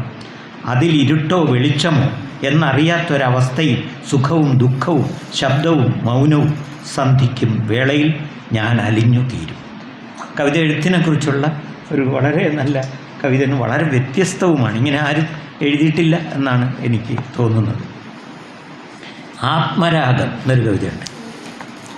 എന്നോടാർക്കും ഇഷ്ടമില്ലെന്നോർത്ത് സ്വയം ഒടുങ്ങാൻ മുതിരാതെ എപ്പോഴും ഉള്ളിൻ്റെ ഉള്ളിൽ എന്നോട് പ്രണയമാണ് എനിക്കെന്ന് മന്ത്രിച്ചിരിക്കുമ്പോൾ ചൂടിനെന്തു കുളിർ, ദുഃഖത്തിനെന്തു മധുരം, കയ്പിനെന്തു രുചി, ഇരുട്ടിനെന്തു വെളിച്ചം, അതിശയ സുന്ദര സുരഭില ജീവിതഗാനം കേൾപ്പൂ, ചുറ്റിലും എങ്ങും ഇതെന്നും.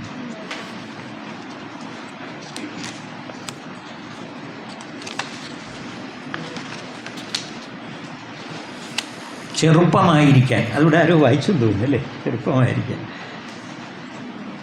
ഒരിക്കലും ഇരിക്കരുത്, നടന്നുകൊണ്ടേ ഇരിക്കുക, ഓടിക്കൊണ്ടേ ഇരിക്കുക, പഠിച്ചുകൊണ്ടേ ഇരിക്കുക, ചിരിച്ചുകൊണ്ടേ ഇരിക്കുക, വായിച്ചുകൊണ്ടേ ഇരിക്കുക, സൗഹൃദങ്ങൾ സ്ഥാപിച്ചുകൊണ്ടേ ഇരിക്കുക, പ്രണയിച്ചുകൊണ്ടേ ഇരിക്കുക, വർത്തമാനത്തിൽ ശ്രദ്ധിച്ചുകൊണ്ടേ ഇരിക്കുക. പ്രായം മറന്നേ പോകും, ക്ഷീണമകന്നേ പോകും. ഇത് എനിക്ക് എന്നെക്കുറിച്ച് പറയുകയാണെന്നാണ് തോന്നിയത്. കാരണം എല്ലാവരും ട്രഷറിയിൽ പെൻഷൻ വാങ്ങാൻ വരും. അപ്പോൾ വരുന്നവരൊക്കെ വേഗം ഒരു കസേര പിടിച്ച് അവിടെ അങ്ങ് ഇരിപ്പാകും. അപ്പോൾ എന്തായാലും അരമണിക്കൂർ കഴിഞ്ഞ് ട്രഷറിയിൽ നിന്ന് പോകാൻ പറ്റും. ഞാൻ സാധാരണ ചെയ്യുന്നത് എൻ്റെ ബാഗ് ഒരു സ്ഥലത്ത് തൂക്കി ഇടും. എന്നിട്ട് ആ വരാന്തയിൽ ഇങ്ങനെ നടക്കും. ഈ ട്രഷറിയുടെ വരാന്ത മനുഷ്യന് നടക്കാൻ കൂടി ഉള്ളതാണ് എന്ന് സ്വയം പറഞ്ഞുകൊണ്ട് അങ്ങനെ നടക്കും. അരമണിക്കൂർ കഴിയുമ്പോഴേ വിളിക്കൂ. അരമണിക്കൂർ നടന്നപ്പോൾ രാവിലത്തെ നടത്തം പൂർത്തിയായി. വൈകുന്നേരവും അരമണിക്കൂർ നടത്തം ഉണ്ട്. അപ്പോൾ ഇത് ആ സമയം കളയാനില്ല, ഒരു മിനിറ്റും. അപ്പോൾ കൂട്ടുകാർ പറയും ഇരിക്കാം എന്ന്. അപ്പോൾ ഞാൻ പറയും ഇരിക്കുന്നില്ല, ഇരുന്നാൽ ഇരുന്നു പോകും, അതിന് ഞാനില്ല. അപ്പോൾ ആ ഒരു സംസ്കാരം ഈ കവിതയ്ക്കുണ്ട്. ചെറുപ്പമായിരിക്കാനാണ് ഈ മുടിയിൽ ചായമൊക്കെ തേക്കുന്നത്. ഈ കാണുന്നതൊന്നുമല്ല പ്രായം. അപ്പോൾ ചോദിക്കുക എന്തിനാണ് ഇങ്ങനെ ചായം തേക്കുന്നത്? അപ്പോൾ ചായം തേക്കുമ്പോൾ നമുക്ക് കണ്ണാടിയിൽ നോക്കുമ്പോൾ കുഴപ്പമില്ല എന്ന് തോന്നും. അങ്ങനെ ഒരു ആത്മവിശ്വാസം വരും. അത് കവിത എഴുത്തിനും അതൊക്കെ വേണം. അത് സ്വീകരിക്കാത്തവരുമുണ്ട്. പക്ഷേ അങ്ങനെയാണ് ചെറുപ്പം തോന്നിക്കുന്നത്. അങ്ങനെ ചെറുപ്പമായിരിക്കാൻ എന്ന ഈ ഒരു കവിത വായിക്കുമ്പോൾ അത് പറയാതിരിക്കാൻ പറ്റുകയില്ല. അപ്പോൾ ചിലർ കാണുമ്പോൾ ചോദിക്കും ഇത്ര വയസ്സായി. വയസ്സ് കേൾക്കുമ്പോൾ ഇവർ ആകെ പേടിക്കുക അത്രയും വയസ്സൊക്കെ ഉണ്ടോ? ഉണ്ട്. പക്ഷേ അങ്ങനെ തോന്നുകയില്ലല്ലോ. അവർ പറഞ്ഞാൽ അതിങ്ങനെ എൻ്റെ ഭാര്യ ആണ് അതിനെ നന്ദി പറയേണ്ടത്. അവർ എൻ്റെ മുടിയിൽ ഇങ്ങനെ ചായം തേച്ച് തരും, അതുകൊണ്ടാണ്. അപ്പോൾ ഇവർ പറയും പെൻഷൻകാരുടെ മീറ്റിംഗായിരിക്കും. അപ്പോൾ പറയും മുടിയിൽ നമ്മളും ചായം തേക്കുന്നുണ്ടല്ലോ, പിന്നെന്താ? പക്ഷേ നിങ്ങൾക്കുള്ള ഒരു ഉന്മേഷം നമുക്കില്ലല്ലോ. ഞാൻ പറഞ്ഞത് വെറുതെ ഇരിക്കരുത് ഒരു നിമിഷവും, എപ്പോഴും ജോലി ചെയ്തുകൊണ്ടിരിക്കുക. അത് ഇത്രയും പറഞ്ഞുകൂടാ ഈ കവിത, ഇത്രയും ദീർഘമായി സംസാരിച്ചു. എങ്കിലും ഇതിങ്ങനെ ഒരു ആവേശം വരുമല്ലോ കവിത വായിക്കുമ്പോൾ. ചെറുപ്പമായിരിക്കാൻ. അതുപോലെ അന്തരം. വീട്ടിൽ നിന്ന് പുറത്തിറങ്ങാൻ ഒരു സ്ത്രീക്ക് എന്തെല്ലാം കടമ്പകൾ. മക്കളെ ഉണർത്തൽ, ഒരുക്കൽ, അടിക്കൽ, തുടയ്ക്കൽ, പാചകാദികൾ. അവനോ ഒന്നും കണ്ടില്ലെന്ന് കേട്ടില്ലെന്ന് അറിഞ്ഞില്ലെന്ന് പൊടി തട്ടി ചുള്ളനായി പുറത്തിറങ്ങാം. ഭരണഘടനയുടെ ആമുഖത്തിലുണ്ട് സമത്വമെന്ന പദം. ഏട്ടിലെ പശു ഒന്നും തിന്നില്ല. ഇതിലൊക്കെ ആ സ്ത്രീപക്ഷ കാഴ്ചപ്പാട്. വേറെയും ഒന്ന് രണ്ട് കവിതകളുണ്ട്. അപ്പോൾ അതൊന്നും വെറുതെ ഉണ്ടാകുന്നതല്ല, അത് ജീവിതത്തിൽ നിന്ന് വരുന്നത് തന്നെയാണ്. ഇത് മുഴുവൻ വായിച്ചുകൊണ്ടിരുന്ന സമയം അത്രയും പോകും. അതുകൊണ്ട് ഞാൻ ഒരുപാട് കവിതകൾ ഞാൻ ഇങ്ങനെ അടയാളപ്പെടുത്തി വെച്ചു. അങ്ങനെയാണ് ഇതെല്ലാം ചൊല്ലണം എന്ന് വിചാരിച്ചു. പക്ഷേ അതുകൊണ്ട് സമയം കുറവായതുകൊണ്ടും ഇനി ഒരു പുസ്തക പരിചയമുണ്ട്, ആശംസകളുണ്ട്. അതുകൊണ്ട് ഞാൻ ചുരുക്കാം. കസ്റ്റഡി എന്നൊരു കവിതയുണ്ട്. അതൊക്കെ ഏറ്റവും കാലികമായ സാധനമാണ്. അമ്മമാരുടെ മൊബൈലുകൾ മിക്കവാറും കുട്ടികളുടെ കസ്റ്റഡിയിലായിരിക്കും. അച്ഛന്മാരത് അധികം താഴെ വയ്ക്കാത്തതിനാൽ എല്ലാ വീട്ടിലെയും കാര്യമാണ്. ഒരെണ്ണം കൂടെ പറയാം. 39 പതിവ് പോലെ മാർച്ച് 8-നും രാവിലെ അവൾ അടുക്കളയിൽ പാത്രങ്ങളുമായി സ്റ്റൗ അടുപ്പുമായി ആത്മഗതങ്ങളിലായിരുന്നു. അയാൾ പത്രങ്ങൾ പലയാവർത്തി വായിച്ച ശേഷം പെട്ടെന്ന് കുളിച്ചൊരുങ്ങി എന്തെങ്കിലും കഴിക്കാനായോ എന്ന അടുക്കളയിൽ 1-2 ആവർത്തി ഏന്തി നോക്കി. പിന്നെ 2 ചപ്പാത്തിയും ചായയും എടുത്ത് വേഗം കഴിച്ച് അന്താരാഷ്ട്ര വനിതാ ദിനം ഉദ്ഘാടനം ചെയ്യാൻ തോൾ സഞ്ചിയുമായി പുറപ്പെട്ടു. ഇതാണ് ഏറ്റവും സ്ത്രീപക്ഷ ഉള്ള കവിത എന്നെനിക്ക് തോന്നുന്നു.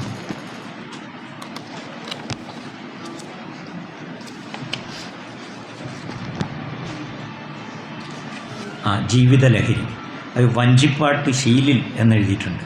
എന്ന് പറഞ്ഞാൽ നദോന്നത വൃത്തത്തിൽ എഴുതിയ കവിതയാണ് ജീവിതലഹരി. ഒരു മുറിത്തേങ്ങ കണ്ടാൽ പൂണ്ടെടുത്തു തിന്നാനുള്ള കൊതി എനിക്കിന്നു വരെ തീർന്നിട്ടില്ലല്ലോ. വഴിയിലെ മഴവെള്ളം വലം കാലാൽ തെറിപ്പിക്കാൻ മനസ്സിലെ വികൃതിക്ക് മടിയില്ലല്ലോ. മയിൽ പീലി കാണും നേരം എടുത്തത് ബുക്കിൽ വെച്ചു പ്രസവിക്കുന്നതു നോക്കാനിന്നും ജിജ്ഞാസ. തുമ്പിയൊന്നു പാറും നേരം ഓടിച്ചെന്ന് പിടിച്ചിട്ട് നൂലിൽ കല്ലു കെട്ടിയതിൻ വാലിൽ കെട്ടാനും. വാനിൽ പാറിപ്പറക്കുന്ന അപ്പൂപ്പൻ താടി കാണവേ ഓടിച്ചാടി പിടിക്കാനും ഇന്നും ആവേശം. വളരെ ദീർഘമായൊരു കവിതയാണ്. അത് നദോന്നതയിലായതുകൊണ്ട് അത് താളത്തിൽ ചൊല്ലിയതാണ്. പിന്നെ എനിക്ക് ഏറ്റവും ഇഷ്ടപ്പെട്ടത് ഈ പുസ്തകത്തിന് ഉപയോഗിച്ചിരിക്കുന്ന ഫോണ്ട്. ഈ ഫോണ്ട് ഞാൻ അതിനു മുമ്പ് കണ്ടിട്ടില്ല. ഞാനത് ചോദിച്ചു. അപ്പോൾ എൻ്റെ പേര് പറഞ്ഞു. ആ പേര് മന്ദാരം എന്നുള്ള ഫോണ്ട് ഞാൻ കണ്ടിട്ടില്ല.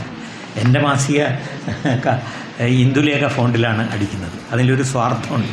അതെന്ന് വെച്ചാൽ ഇന്ദുലേഖ ഫോണ്ടിൽ വളരെ കുറച്ച് സ്ഥലം മതി അക്ഷരങ്ങൾക്ക്. അപ്പോൾ ഒരുപാട് മാറ്റർ കെയർ അതിലാണ് ഉപയോഗിക്കുന്നത്. അതുപോലെ കാർത്തികയും രേവതിയും ഒക്കെ ഉണ്ട്. അപ്പോൾ നേരത്തെ തന്ന പുസ്തകത്തിൽ രേവതി എന്ന ഫോണ്ടാണ് ഉപയോഗിച്ചിരിക്കുന്നത്. ഇത് മന്ദാരം എന്നുള്ളത് അതിമനോഹരമായ ഫോണ്ടാണ്. ഇതിൻ്റെ ശീർഷകങ്ങളും അതുപോലെ തന്നെ ഉള്ളടക്കവും ഒക്കെ ഈ ഫോണ്ടിലാണ്. അതെനിക്ക് വല്ലാതെ ഇഷ്ടപ്പെട്ടു. അത് പക്ഷേ ഞാൻ എൻ്റെ മാഗസിൻ ചെയ്യുന്നിടത്ത് മന്ദാര ഫോണ്ട് ഇല്ല എന്ന സങ്കടവും ഉണ്ട്. അപ്പോൾ അതുകൊണ്ട് തീർച്ചയായും ഈ കെട്ടിലും മട്ടിലും ഒക്കെ നല്ല ഈ പുസ്തകം നല്ല പ്രസാധകൻ തന്നെയാണ് ചെയ്തിരിക്കുന്നത്. അതുപോലെ തന്നെ വളരെ വ്യത്യസ്തമായ കവിതകളാണ് ബാബുരാജൻ നല്ലൂരങ്ങാടിയുടേത്. അതുകൊണ്ട് ഇതിന് പുതിയ പുതിയ പതിപ്പുകൾ ഉണ്ടാവട്ടെ, പുതിയ പുതിയ ഒരുപാട് വായനക്കാർ ഉണ്ടാവട്ടെ എന്ന് പറഞ്ഞുകൊണ്ട് എന്നെ ക്ഷണിച്ചതിനും എൻ്റെ വാക്കുകൾ കേട്ടിരുന്ന നിങ്ങൾക്കെല്ലാവർക്കും ഹൃദയംഗമമായ നന്ദി പറഞ്ഞുകൊണ്ട് ഈ പുസ്തകം പ്രകാശിപ്പിച്ചതായി പ്രഖ്യാപിക്കുന്നു. നന്ദി, നമസ്കാരം.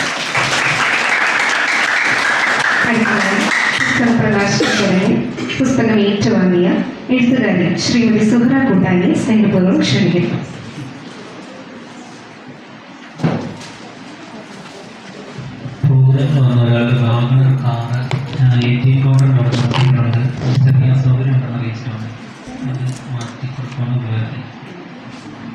വാഹന കാർ കൊണ്ടുവന്ന ആള് ATM കൗണ്ടറിന്റെ അവിടെ നിന്ന് മാറ്റിയിട്ടുണ്ട്.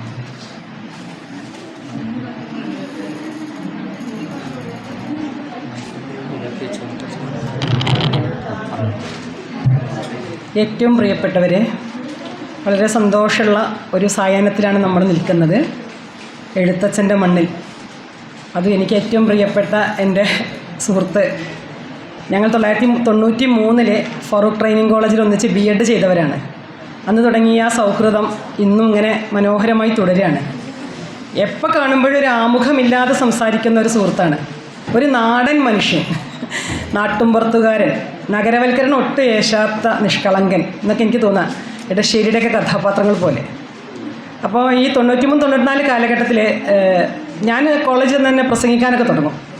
ഇവർ ഏറ്റവും മുമ്പിലായിരിക്കുക നല്ല പഠിക്കാൻ വേണ്ടിയിട്ട്. ഞാൻ ഏറ്റവും പിറകിലെ ബെഞ്ചിലാണ് അന്നും എന്നൊക്കെ ഇരിക്കുക, ഉയരം കൊണ്ടായിരിക്കും. അങ്ങനെ ഒരു ദിവസം ഞങ്ങളുടെ ഗുൽ മുഹമ്മദ് എന്ന് പറഞ്ഞൊരു വളരെ പോക്കിരിയായൊരു അധ്യാപകനാണ് ഞങ്ങൾക്ക് ഉണ്ടായിരുന്നത്, ഗുൽ മുഹമ്മദ് സാർ. ഇപ്പോൾ ജീവിച്ചിരിക്കണ്ടല്ലേ ഒരു. അപ്പോൾ അന്ന് മാഷ് ലെസൺ പ്ലാൻ എഴുതിയിട്ട് ഹരിയുടെ കയ്യിൽ കൊടുക്കാൻ വേണ്ടി ബോർഡിൽ എഴുതി വെച്ചു. ഈ ഹാക്ക് പകരം ഈ ബാബുരാജ് ആക്കി നരിയുടെ കയ്യിൽ കൊടുക്കുക എന്നാക്കി. എന്നെ ക്ലാസ്സിൽ നിന്ന് മാഷ് പുറത്താക്കി. മാഷ് അങ്ങനെ അത്തരം കുഴപ്പം ചെയ്യുന്ന ഒരേ ഒരാൾ ഞാനാണെന്ന് മാഷ് അങ്ങ് മനസ്സിൽ, അന്നത്തെ മാഷന്മാരൊക്കെ അങ്ങനെയല്ലേ, ചില കാര്യങ്ങൾ അങ്ങനെ മനസ്സിൽ ദൃഢപ്രതിജ്ഞ ചെയ്ത് വെച്ചിരിക്കും. ഇദ്ദേഹം അത്ര ചെയ്തത് 35 കൊല്ലത്തിന് ശേഷം അപ്പോൾ പറയണത് ഞാനാ അന്ന് എഴുതിയത് എന്ന്. അപ്പോഴേക്ക് കാലെത്ര കഴിഞ്ഞു അല്ലേ. ഗുൽമുഹമ്മദ് സാർ എന്നെ പുറത്താക്കുകയും ചെയ്തു, ഇൻ്റേണൽ മാർക്കും തന്നില്ല. പിന്നെ ബാക്കിയൊക്കെ എഴുതി അങ്ങനെ പാസ്സായിപ്പോയി. പക്ഷേ ഫസ്റ്റ് ബെഞ്ചിലിരിക്കുകയും നന്നായി പഠിക്കുകയും ചെയ്യുന്ന എൻ്റെ പ്രിയപ്പെട്ട സുഹൃത്തിൻ്റെ ആശാൻ്റെ മണ്ണിൽ നിന്നുള്ള മണപ്പൂർ രാജൻ സാറിനെ പോലെ പറഞ്ഞ പോലെ തന്നെ ഇത് പഠനങ്ങളാണെന്നാണ് ഞാനും ആദ്യം വിചാരിച്ചത്. ഇദ്ദേഹത്തിൻ്റെ ഫേസ്ബുക്കിൽ എല്ലാ കവിതകളും ഞാൻ വായിക്കാറുണ്ട്, എല്ലാ കവിതകളും ഏറെക്കുറെ വായിച്ചതുമാണ്. അപ്പോൾ എനിക്ക് പറയാനുള്ള ഒറ്റ കാര്യം എന്ന് വെച്ചാൽ നമ്മുടെ സിനിമാ നടൻ മാമുക്കോയുടെ ആത്മകഥയിൽ പറയുന്നൊരു വാചകമുണ്ട്, കലയുള്ളിടത്ത് കലാപമുണ്ടാവില്ല എന്നാണ്. കലയുണ്ടെങ്കിൽ നമുക്ക് മനസ്സിലൊരിക്കലും ഒരാളെ കൊല്ലാനോ തല്ലാനോ ഒന്നും നമുക്ക് സാധ്യമാവില്ല, നമ്മുടെ മനസ്സിൽ എപ്പോഴും കലയുണ്ടെങ്കിൽ. ഞാൻ എൻ്റെ ഒരു പുസ്തകത്തിൻ്റെ ഇന്ന് ഒരു പുതിയ നോവൽ എഴുതുന്നതിൻ്റെ ആദ്യത്തെ 2 അധ്യായം എഴുതി വെക്കുകയായിരുന്നു. അതിൽ ഒന്നാമത്തെ വാചകം എങ്ങനെയാണ്, പാതാറിന് മുകളിൽ ഈ സുട്ടിപ്പാവ കടൽ നോക്കി നിന്നു എന്നാണ്. അയാൾ ഇപ്പോൾ അവിടെ നിൽക്കുകയാണ്, എഴുതി കഴിഞ്ഞിട്ടില്ല. അപ്പോൾ അതൊക്കെ ഉപേക്ഷിച്ചിട്ടും ബാബുരാജിൻ്റെ പുസ്തക പ്രകാശനത്തിന് വേണ്ടി ഓടി വന്നതാണ്. അപ്പോൾ ഏതായാലും ഇങ്ങനെയുള്ളൊരു സമയത്ത് നിങ്ങളോടൊക്കെ സംസാരിക്കാൻ, നിങ്ങളെയൊക്കെ കാണാൻ പറ്റിയതിൽ വളരെ സന്തോഷമുണ്ട്. നമ്മൾ കവിതകൾ വായിക്കുമ്പം പുതിയൊരു ലോകം കാണും, കുറേ പുതിയ മനുഷ്യരെ കാണും. എൻ്റെ അമ്മായി പണ്ട് ചോദിക്കുമായിരുന്നു, ഇജെന്തിനാ അങ്ങനെ വായിക്കണത്, ഇജെന്തിനാ അങ്ങനെ എഴുതണത് എന്ന്. അപ്പോൾ അന്ന് എനിക്ക് അമ്മായിക്ക് ഉത്തരമൊന്നും കൊടുക്കാനുണ്ടായിരുന്നില്ല. ഇപ്പം എനിക്ക് തോന്നണം അമ്മായി മരിച്ചുപോയി. ഇപ്പം എനിക്ക് പറയാനുള്ള ഉത്തരം എന്താണെന്ന് വെച്ചാൽ നമ്മൾ ഒരുപാട് ജന്മങ്ങൾ ജീവിക്കുന്നു എന്നുള്ളതാണ്. ഇപ്പം ഞാൻ വായിക്കുന്ന പുസ്തകം ഓർഹാൻ പാമുക്കിൻ്റെ ഒരു പുസ്തകമാണ്. അതിൽ ഇസ്താംബൂളിനെയും തുർക്കീനെയൊക്കെ ഇങ്ങനെ കാണുന്നുണ്ട്. അപ്പം അതെനിക്ക് കാണാൻ പറ്റുന്നത് വായിച്ചത് സോർബ പറഞ്ഞ പുസ്തകമാണ് കഴിഞ്ഞ ആഴ്ച വായിച്ചത്. അപ്പോൾ ആ രാജ്യത്തെ ആ മനുഷ്യരെ കാണുന്നു, ഓരോ നാട്ടിലെ മനുഷ്യരെ കാണാനും ഒക്കെ നമുക്ക് പുസ്തകം ഉപകാരമാണ്. ഇപ്പോൾ എഴുത്തച്ഛൻ്റെ 500 കൊല്ലം മുമ്പ് എഴുതിയൊരു കവിതയിൽ ശ്രീരാമൻ ലക്ഷ്മണൻ ഉപദേശിക്കുന്നൊരു ഭാഗമുണ്ട്. അതിൽ പറയുന്നുണ്ട്, നിന്നാൽ അസാധ്യമായി ഇല്ലൊരു കർമ്മമെന്ന്. ഞാൻ എപ്പോഴും എൻ്റെ തോളിൽ തന്നെ തട്ടി എഴുത്തച്ഛൻ്റെ വരിയാണ് എപ്പോഴും പറഞ്ഞുകൊണ്ടിരിക്കുക, നിന്നാൽ അസാധ്യമായി ഇല്ലൊരു കർമ്മവും. ഇപ്പോൾ രാവിലെ നമ്മൾ വീട്ടിലിപ്പം ഇവിടെ എല്ലാവരും പെൺപക്ഷ കവിതകളൊക്കെ ചർച്ച ചെയ്തു. എന്തൊക്കെ പറഞ്ഞാലും 2025 ഇന്ന് ഉച്ചയ്ക്ക് ചോറും കൂട്ടാൻ വെച്ചതിൻ്റെ വീട്ടിൽ ഞാൻ തന്നെയാണ്. എൻ്റെ അടുക്കളയുടെ പുറത്ത് പാത്രങ്ങൾ കുന്നുകൂട്ടിയിട്ടിട്ടുണ്ട്. ഞാൻ അവരോട് പറഞ്ഞു, ഉമ്മപ്പ വരാം, കുറച്ച് വർത്താനം പറയാനുണ്ട്, നിങ്ങൾ തമ്മിൽ സംസാരിച്ചോളൂ എന്ന്. അപ്പോൾ പാത്രങ്ങളും ഇപ്പോൾ ഇവിടെ ഇരിക്കുന്ന ആൾക്കാർക്കൊക്കെ ഭയങ്കര ബേജാറുണ്ടാവും, പോണം എന്നുള്ള ബേജാറല്ലേ. കാരണം നമ്മളെ അടുക്കള ക്ഷണിച്ചുകൊണ്ടേ ഇരിക്കുകയാണ്. അപ്പോൾ അതിനൊക്കെ മുക്തരാവാൻ വേണ്ടിയിട്ടുള്ള ഏക വഴിയാണ് ഇങ്ങനെ പുസ്തക പ്രകാശനത്തിൽ വരിക, കുറേ വർത്തമാനങ്ങൾ കേട്ട്. ബഷീർ പറയുന്നുണ്ട്, സാഹിത്യ സംബന്ധിയായ ചപ്ലാച്ചി ചർച്ചകളിൽ നിന്ന് ആവട്ടെ, സാഹിത്യ സംബന്ധിയായ ചപ്ലാച്ചി ചർച്ചകളൊക്കെ ഈ സ്കൗട്ട് ആൻഡ് ഗൈഡിലെ കുട്ടികളൊക്കെ ചിലപ്പം എന്താ പറയുക നിയോഗിക്കപ്പെട്ടുകൊണ്ട് വന്നിരിക്കാവും അല്ലേ. പക്ഷെ വന്നു കഴിഞ്ഞപ്പോൾ സന്തോഷമായി, നിങ്ങൾക്കൊക്കെ എന്തോ നിങ്ങൾക്ക് കിട്ടുന്നില്ലേ. ഇത് നിങ്ങൾക്ക് ഒരുപാട് ജീവിതത്തിൽ ഒരുപാട് വെളിച്ചം ഉണ്ടാക്കും.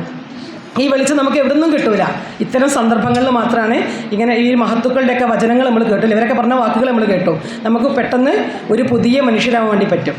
ഞാനിപ്പോൾ യൂണിവേഴ്സിറ്റിയിൽ, മലയാള യൂണിവേഴ്സിറ്റിയിൽ പെൻഷൻ 58 വയസ്സായി, എനിക്ക് PGക്ക് പഠിക്കുകയാണ്. അപ്പം എൻ്റെ കൂടെ സരസ്വതി ചേച്ചിയൊക്കെ ഉണ്ട്. ഞങ്ങൾ രാവിലെ അവിടെ ചെന്നിട്ട് ആദ്യം ക്യാൻറ്റീനിൽ നിന്ന് ഒരു ചായ കുടിക്കും, എന്നിട്ട് ലൈബ്രറിയിൽ പോയി കുറച്ച് വായിക്കും, എന്നിട്ട് ക്ലാസ്സിൽ പോയിട്ട് അവിടെ പഠിക്കാൻ വരുന്ന കുട്ടികളെക്കാളും ഹാപ്പി, ഇത് ലോകത്തെ ഏറ്റവും സന്തോഷമുള്ള പെണ്ണാരാഴ്ച ഞാൻ പറയും ഞാനാണ്. എനിക്ക് ഏറ്റവും പ്രശ്നങ്ങളുണ്ട്, അകമെരിയുമ്പോഴും പുറത്ത് പൂത്തുകൊണ്ടേയിരിക്കണം, മറ്റുള്ളവർക്ക് തോന്നണം അവർക്ക് ഒരു കുഴപ്പമില്ലാന്ന്. അങ്ങനെ മറ്റുള്ളവർ അസൂയാലുക്കളാക്കണം. എത്ര കാലം കഴിഞ്ഞിട്ടിപ്പം ഒരുപാട് തടിയുള്ള നമ്മളൊന്ന് മെലിയാൻ ശ്രമിച്ചു നോക്കൂ, അപ്പോൾ ആൾക്കാർക്കും ഷുഗർ ഉണ്ടോ, എന്താ കറുത്തുപോയല്ലോ, മെലിഞ്ഞുപോയല്ലോ ഒക്കെ ചോദിക്കും. അപ്പോൾ ഇങ്ങനെയുള്ള കുഞ്ഞു കുഞ്ഞു കുഞ്ഞു പ്രശ്നങ്ങളൊക്കെ ഉണ്ടാവും. ഈ അസൂയക്കാരുടെ വലിയ ലോകത്ത് നമ്മൾ ജീവിക്കുമ്പം ഒന്നിനും മൈൻഡ് ചെയ്യാതിരിക്കുക.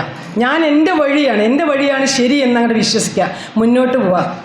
നിങ്ങളുടെ മുമ്പിൽ നിൽക്കണം ഞാൻ ഒരു തേങ്ങ പൊളിക്കാൻ ഇന്ന് വരെ കഴിയാത്തൊരു സ്ത്രീയാണ്. അതിൻ്റെ പരാജയം എനിക്ക് തോന്നുന്നില്ല. തേങ്ങ പൊളിക്കാൻ കഴിയുന്ന ഒരു തേങ്ങ പൊളിച്ചോട്ടെ. പക്ഷേ ഞാൻ നല്ല അധ്യാപികയായിരുന്നു, ഞാൻ നല്ല എഴുത്തുകാരിയാണ്, ഞാൻ നല്ല മകളാണ്, നല്ല ഭാര്യ എനിക്ക് അവകാശപ്പെടാനില്ല, നല്ല അമ്മയുമാണ്. അപ്പോൾ എവിടെയോ ഒരു നല്ല സൈഡ് എനിക്കുണ്ട്, ഒരുപാട് മോശം സൈഡുകളുണ്ട്. ഒരാളും എന്തല്ല ഇത്ര നല്ല ആളൊന്നുമല്ല. അപ്പം എനിക്ക് പ്രിയപ്പെട്ട കുട്ടികളോട് പറയാനുള്ളത്, നമ്മുടെ മുമ്പിലിരിക്കുന്ന എല്ലാ മനുഷ്യരും എല്ലാവരും ഓക്കെയാണെന്ന് വിശ്വസിക്കരുത്. കുഞ്ഞിന് മാഷ് ചെറിയൊരു കവിത ഉണ്ട്, എന്താണത്, പൂച്ച നല്ല പൂച്ച വൃത്തിയുള്ള പൂച്ച പാലു വെച്ച പാത്രം വൃത്തിയാക്കി വെച്ചു. ഞാനതിന് 3 വായന കൊടുക്കുന്നുണ്ട്. ഒന്നാമത്തെ വായന എന്താണ്?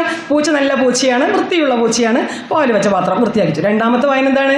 കള്ളൻ പാല് കട്ടുപിടിച്ചിട്ടുണ്ട് അല്ലേ, വൃത്തിയാക്കി വെച്ചത് പാല് കട്ടുപിടിച്ചിട്ടാണ്. മൂന്നാമത്തെ വായന എന്താണ്? ഈ വെള്ളിയും ധരിച്ചു വരുന്നവരെ വിശ്വസിക്കേണ്ടാണ്, അവരെന്താവും ഖജനാവ് കാലിയാക്കി വെക്കുമെന്നൊരു മൂന്നാമത്തെ ഒരു വായനയുണ്ട്. അപ്പം നമ്മൾ എന്ത് വായിക്കുമ്പോഴും 1, 2, 3 ഒക്കെ വായന ഉണ്ടാവും. ഇപ്പം താനൂർ സബ് ജില്ലയുടെ കവിതാരചനാ മത്സരം വിധി നിർണ്ണയിക്കാൻ പോയിരുന്നു. അപ്പോൾ അതിൽ വന്നൊരു കവിത, ഒരുപാട് ഘോരം കവിതകളൊക്കെ എഴുതിയിട്ടുണ്ട്. പക്ഷെ ഒരു കുട്ടി എഴുതിയ കവിത, ആൺകുട്ടിയാണോ പെൺകുട്ടി എനിക്കറിയില്ല, ആ കുട്ടിയുടെ കവിത എങ്ങനെയായിരുന്നു?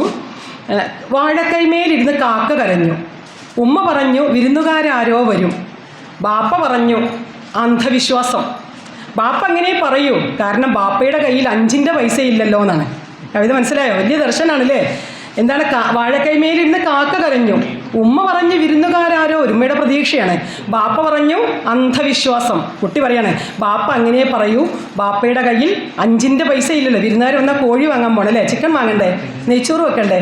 അപ്പം ബാപ്പ അങ്ങനെ പറയൂ, ബാപ്പയുടെ കയ്യിൽ 5. ആ കവിതക്കാണ് ഞാൻ ഫസ്റ്റ് കൊടുത്തത്. ആ കുട്ടിക്ക് ഫസ്റ്റ് കിട്ടിയത് എനിക്കറിയില്ല, മറ്റുള്ളവർ എത്ര കൊടുത്തതെന്ന് നമുക്കറിയില്ല. അപ്പം ഇങ്ങനെയുള്ള ഇപ്പം നമ്മൾ നിത്യജീവിതത്തിൽ കാണുന്നത് തന്നെയാണ് കവിത, നിത്യജീവിതത്തിൽ കാണുന്നത് തന്നെയാണ് കഥകളും. അപ്പോൾ കഥകളും കവിതകളൊക്കെ എല്ലാവരുടെയൊക്കെ അടുത്തുണ്ട്. കാരണം നമുക്ക് പരദൂഷണം കേൾക്കാൻ ഭയങ്കര ഇഷ്ടം. ഞങ്ങൾ അയലക്കത്ത് ഒരു പരദൂഷണ വീടുണ്ട്, ഇന്നും വൈകുന്നേരം 1/2 മണിക്കൂർ ഞാനവിടെ ചിലവഴിക്കാൻ പോകാറുണ്ട്. നല്ല രസം, അവരിങ്ങനെ പരദൂഷണം പറയും, നമുക്ക് കുറേ കഥാപാത്രങ്ങൾ കിട്ടും. നമ്മൾ കേട്ടാൽ മതി പരദൂഷണം കേൾക്കുമ്പോഴും ഒരു സിനിമ കാണുന്ന എന്തിനും സർഗാത്മകമായാൽ മതി. നമ്മൾ എന്ത് ചെയ്യുമ്പോഴും, അടുക്കളയിൽ പാചകം ചെയ്യുമ്പോഴും, കുട്ടികളോട് സംസാരിക്കുമ്പോഴും, കൂട്ടുകാരോട് സംസാരിക്കുമ്പോഴൊക്കെ നമ്മൾ സർഗാത്മകമാകും. അതൊക്കെ വളരെ ആസ്വദിക്കുക. അപ്പോൾ നമുക്ക് നല്ല സന്തോഷമാവും ജീവിതം. അപ്പോൾ ആർക്കും നമ്മളെ തോൽപ്പിക്കാൻ വേണ്ടി സാധിക്കില്ല. എൻ്റെ സുഹൃത്ത്, എൻ്റെ സഹോദരൻ, എൻ്റെ അധ്യാപകൻ, ഇപ്പം എൻ്റെ മാഷാണ് ബാബുരാജൻ മാഷ്, അതാ വിറ്റ് ഒന്നിച്ച് പഠിച്ച് ഞങ്ങളൊരു എടാപോടാന്നൊക്കെയാണ് വിളിക്കല്. അപ്പോൾ ഇപ്പം എൻ്റെ അധ്യാപകനുമായിട്ടുള്ള എൻ്റെ പ്രിയ സുഹൃത്തിന് എല്ലാവിധ ആശംസകളും. പുസ്തകം കൂടുതൽ വായിക്കപ്പെടട്ടെ എന്ന് ആശംസിക്കുന്നു. എല്ലാവർക്കും നന്ദി, സ്നേഹം. പുസ്തക പരിചയം നടത്തുന്നതിനായി മലയാള സർവകലാശാല ഗവേഷകൻ R. പ്രദീപിനെ ക്ഷണിക്കുന്നു.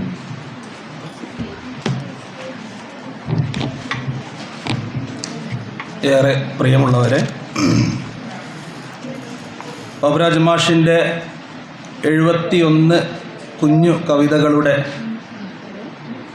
സമാഹാരമാണ് ഈ ആശാൻ്റെ മണ്ണിൽ എന്ന് പറയുന്നത്.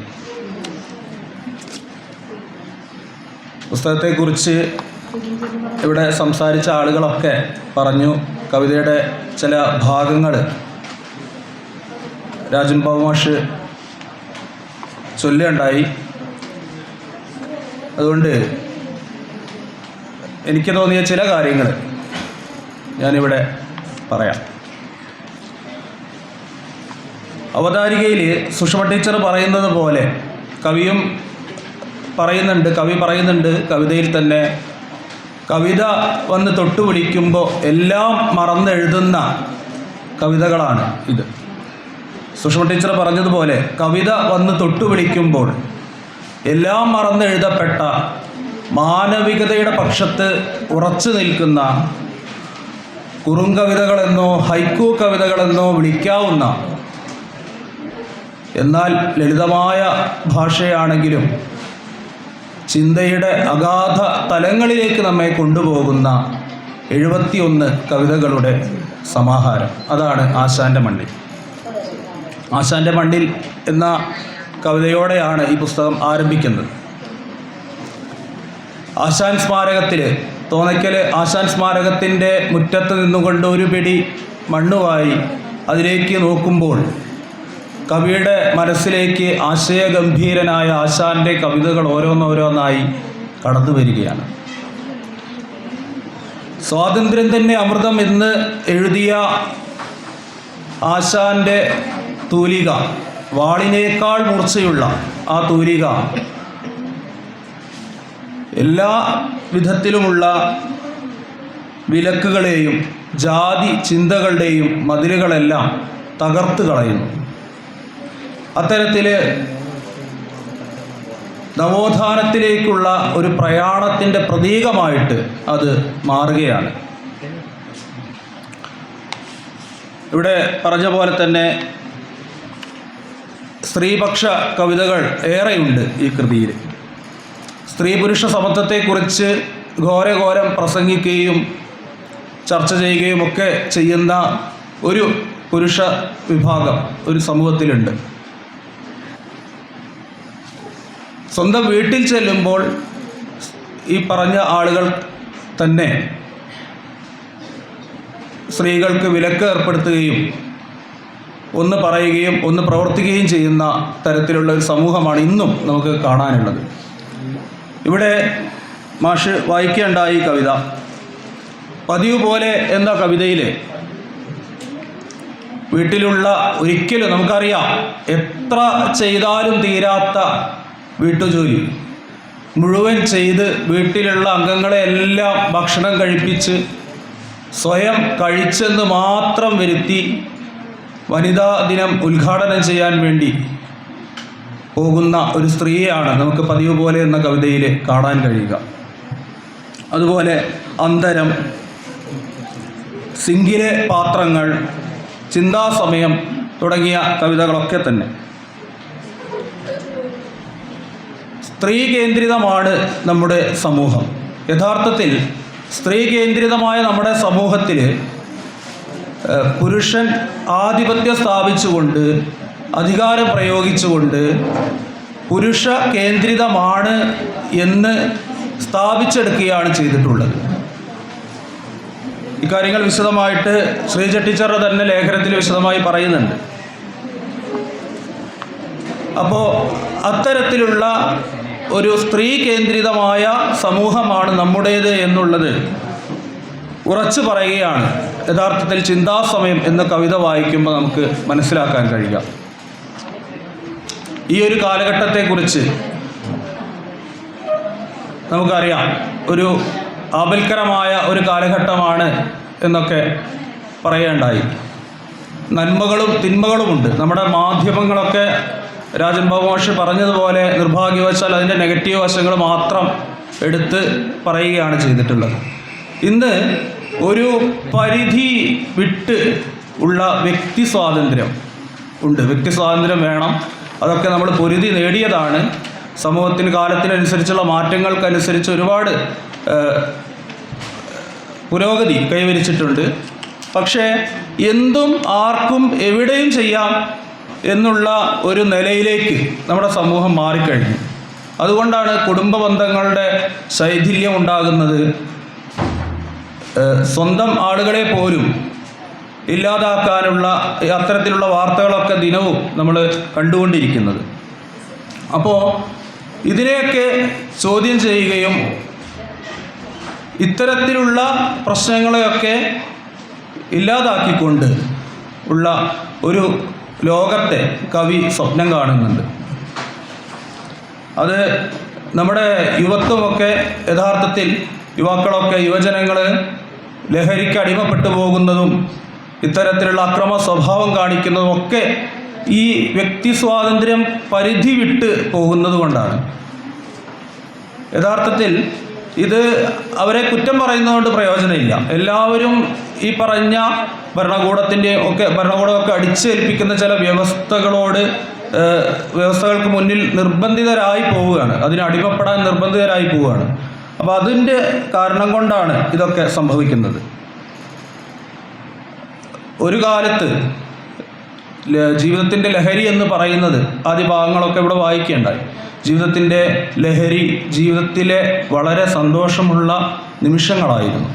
എന്നാൽ ഇന്നത്തെ യുവജനങ്ങൾ എന്ന് പറയുന്നത് ലഹരി വസ്തുക്കൾ ഉപയോഗിച്ചുകൊണ്ട് അക്രമ സ്വഭാവം കാണിക്കുന്ന ഒരു തലത്തിലേക്ക് വന്നിട്ടുണ്ട്. എല്ലാവരും എന്നല്ല, അതിൻ്റെ നെഗറ്റീവ് വശം മാത്രമാണ് പറയുന്നത്.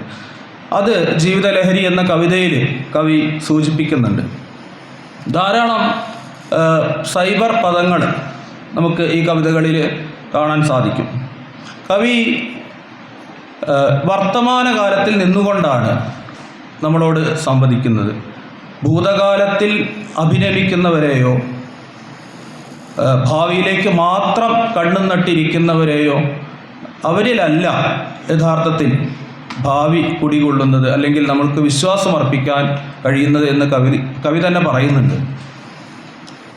വർത്തമാനകാലത്ത് ഈ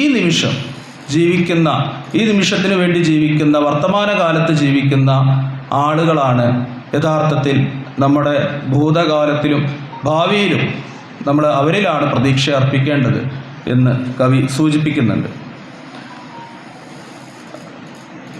നമ്മൾ ഒരുപാട് സമ്മർദ്ദങ്ങൾക്കിടയിലാണ് ഇന്ന് ജീവിച്ചുകൊണ്ടിരിക്കുന്നത്. എല്ലാവരിലും പലതരത്തിലുള്ള സമ്മർദ്ദങ്ങളുണ്ട്. ഇതെല്ലാം തന്നെ ഒരു വലിയ ഭാരമായി പേറിക്കൊണ്ടല്ല കവി മുന്നോട്ട് പോകുന്നത്. നമുക്കിതിലൂടെ കാണാൻ കഴിയും. അദ്ദേഹം പറയുന്നുണ്ട്, ഉദയം മുതൽ അസ്തമയം വരെയുള്ള കാര്യങ്ങളൊക്കെ സ്കാൻ ചെയ്ത് ഒരു ക്ലിയർ ചാറ്റ് അടിച്ചാൽ തീരാവുന്ന പ്രശ്നമേ ഉള്ളൂ. നമ്മുടെ അനാവശ്യമായ ഭാരങ്ങളൊക്കെ തലയ്ക്ക് വെച്ച് അത് കൊണ്ടു നടക്കുമ്പോഴാണ് ഈ സമ്മർദ്ദങ്ങൾ അനുഭവിക്കേണ്ടി വരുന്നത്. അതുപോലെ തന്നെ മാനവ ഹൃദയത്തെക്കുറിച്ച് ഇത്രത്തോളം ആർദ്രമായ ഒന്നാണ് ഒരു ക്ഷമാപണം എന്ന വാക്ക്, അതല്ലെങ്കിൽ ഒരു ആർദ്രമായ നോട്ടം മതി. എത്ര വലിയ തെറ്റുകുറ്റങ്ങൾ നമ്മൾ കണ്ടാലും അതെല്ലാം പുറത്തുകൊണ്ട് ഒന്ന് ക്ഷമിക്കാൻ. അപ്പോൾ അത്തരത്തിലുള്ള ആർദ്രമാണ് മനുഷ്യ ഹൃദയം എന്ന് പറയുന്നത്. പുതിയ കാലത്ത് ടച്ച് സ്ക്രീനിൽ തൊടുന്ന വിരലുകൾ വഴി നമ്മുടെ സമയമെല്ലാം ശൈശവത്തിൽ നിന്ന് വാർദ്ധക്യത്തിലേക്ക് ചോരുന്നത് എന്ന കവിതയിൽ കവി സൂചിപ്പിക്കുന്നുണ്ട്. കുടുംബങ്ങളെല്ലാം തന്നെ കുടുംബത്തിനകത്ത് മൊബൈലെല്ലാം മാറ്റിവെച്ച് കുറച്ച് സമയമെങ്കിലും ഇന്ന് ഇക്കാലത്ത് പരസ്പരം മിണ്ടാതിരിക്കുന്ന കുടുംബാംഗങ്ങൾ എന്നുള്ള ഒരു നില മാറി എല്ലാവരും പരസ്പരം ഇടപഴകുന്ന ഭൗമമണിക്കൂർ ഭൂമിക്ക് വേണ്ടി മാത്രമല്ല കുടുംബത്തിനകത്തും ആചരിക്കണമെന്നുകൂടി കവി പറഞ്ഞു വയ്ക്കുന്നുണ്ട്. നമ്മുടെ സമൂഹത്തിൽ ധാരാളം സമൂഹത്തെ പിന്നോട്ട് നയിക്കുന്ന പുരോഗമന ആശയങ്ങൾ കൊണ്ട് നമ്മൾ പുരോഗമിക്കുന്നുണ്ട്. പക്ഷേ പിന്നോട്ട് നയിക്കുന്ന ശക്തികൾ പ്രവർത്തിക്കുന്നുണ്ട്. ആ പിന്നോട്ട് നയിക്കുന്ന ശക്തികളെ ശക്തമായി വിമർശിക്കുന്നുണ്ട് മുന്നോട്ട് പിന്നോട്ട് എന്ന് പറയുന്ന കവിതയിൽ. ഇത്തരത്തിൽ ഞാൻ എല്ലാ കവിതകളും എടുത്തിങ്ങനെ പറയുന്നില്ല. സാമൂഹികതയാണ്, മാനവികതയാണ് കവിയുടെ ഈ സമാഹാരത്തിലെ കവിതകളുടെ മുഖമുദ്ര എന്നൊറ്റ വാക്കിൽ പറയാം. അതായത് അപരനുണ്ടെങ്കിലേ ഞാനുള്ളൂ എന്നാണ്. അപ്പോൾ നിങ്ങളെല്ലാവരും ഉള്ളത് കൊണ്ടാണ് ഞാനിവിടെ നിൽക്കുന്നത്. ആ ഒരു ബോധ്യം ഉള്ളിലുള്ള വെച്ചുകൊണ്ട് തന്നെയാണ് കവി ഈ കവിതകളൊക്കെ തന്നെ എഴുതിയിട്ടുള്ളത്. ഒരു അക്കാദമിക ബുദ്ധിജീവിയുടെ മേലങ്കികളെല്ലാം മാറ്റിവെച്ച്, അക്കാദമിക സമൂഹം എന്ന് പറയുന്നത് വളരെ ഒരു ന്യൂനപക്ഷമാണ്. അതിനപ്പുറത്തേക്ക് ഒരു വലിയ സമൂഹമുണ്ടെന്നും അവർക്ക് വേണ്ടിയാണ് താൻ എഴുതുന്നത്, അവർക്ക് വേണ്ടി കൂടിയാണ് താൻ എഴുതുന്നതെന്നും ഉത്തമ ബോധ്യം കവിക്കുണ്ട്. അത് ആ കവിതകൾ വായിക്കുമ്പോൾ നമുക്കത് മനസ്സിലാവും.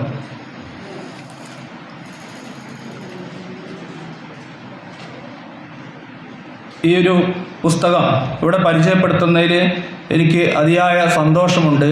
എൻ്റെ ഗവേഷണ മാർഗദർശിയാണ് ബാബുരാജൻ മാഷിൻ്റെ പുസ്തകം പരിചയപ്പെടുത്താൻ ഒരു അവസരം കിട്ടുക എന്നുള്ളത് തന്നെ എക്കാലവും ഓർമ്മിക്കാനുള്ള ഒരു സന്തോഷമുള്ള ഒരു നിമിഷമായിട്ട് ഇത് മാറുകയാണ് എന്നുകൂടി അറിയിക്കുന്നു. ഈ പുസ്തകം പ്രസിദ്ധീകരിച്ചിട്ടുള്ളത് ബുക്ജിൻ പബ്ലിക്കേഷൻസ് ആണ്.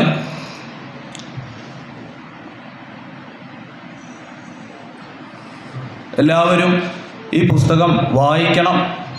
അത് പൈസ കൊടുത്ത് വാങ്ങി തന്നെ വായിക്കണം. പുസ്തകം ഇവിടെ ലഭ്യമാണ്. മാത്രമല്ല എല്ലാവരും അത് വാങ്ങുക, വായിക്കുക. കവികളെ പോലെ രാജബാബു മാഷ് പറയണ്ടായി, കവികളെ പോലെ എല്ലാവരും ചെറുപ്പമായിരിക്കുക. ഇത്രയുമാണ് പറയാനുള്ള. എല്ലാവരോടും നന്ദി, നമസ്കാരം. ആശംസകൾ അറിയിക്കുന്നതിനായി മലയാള സർവകലാശാല ചരിത്ര പഠന school director doctor Sreeja LG ക്ഷണിക്കുന്നു.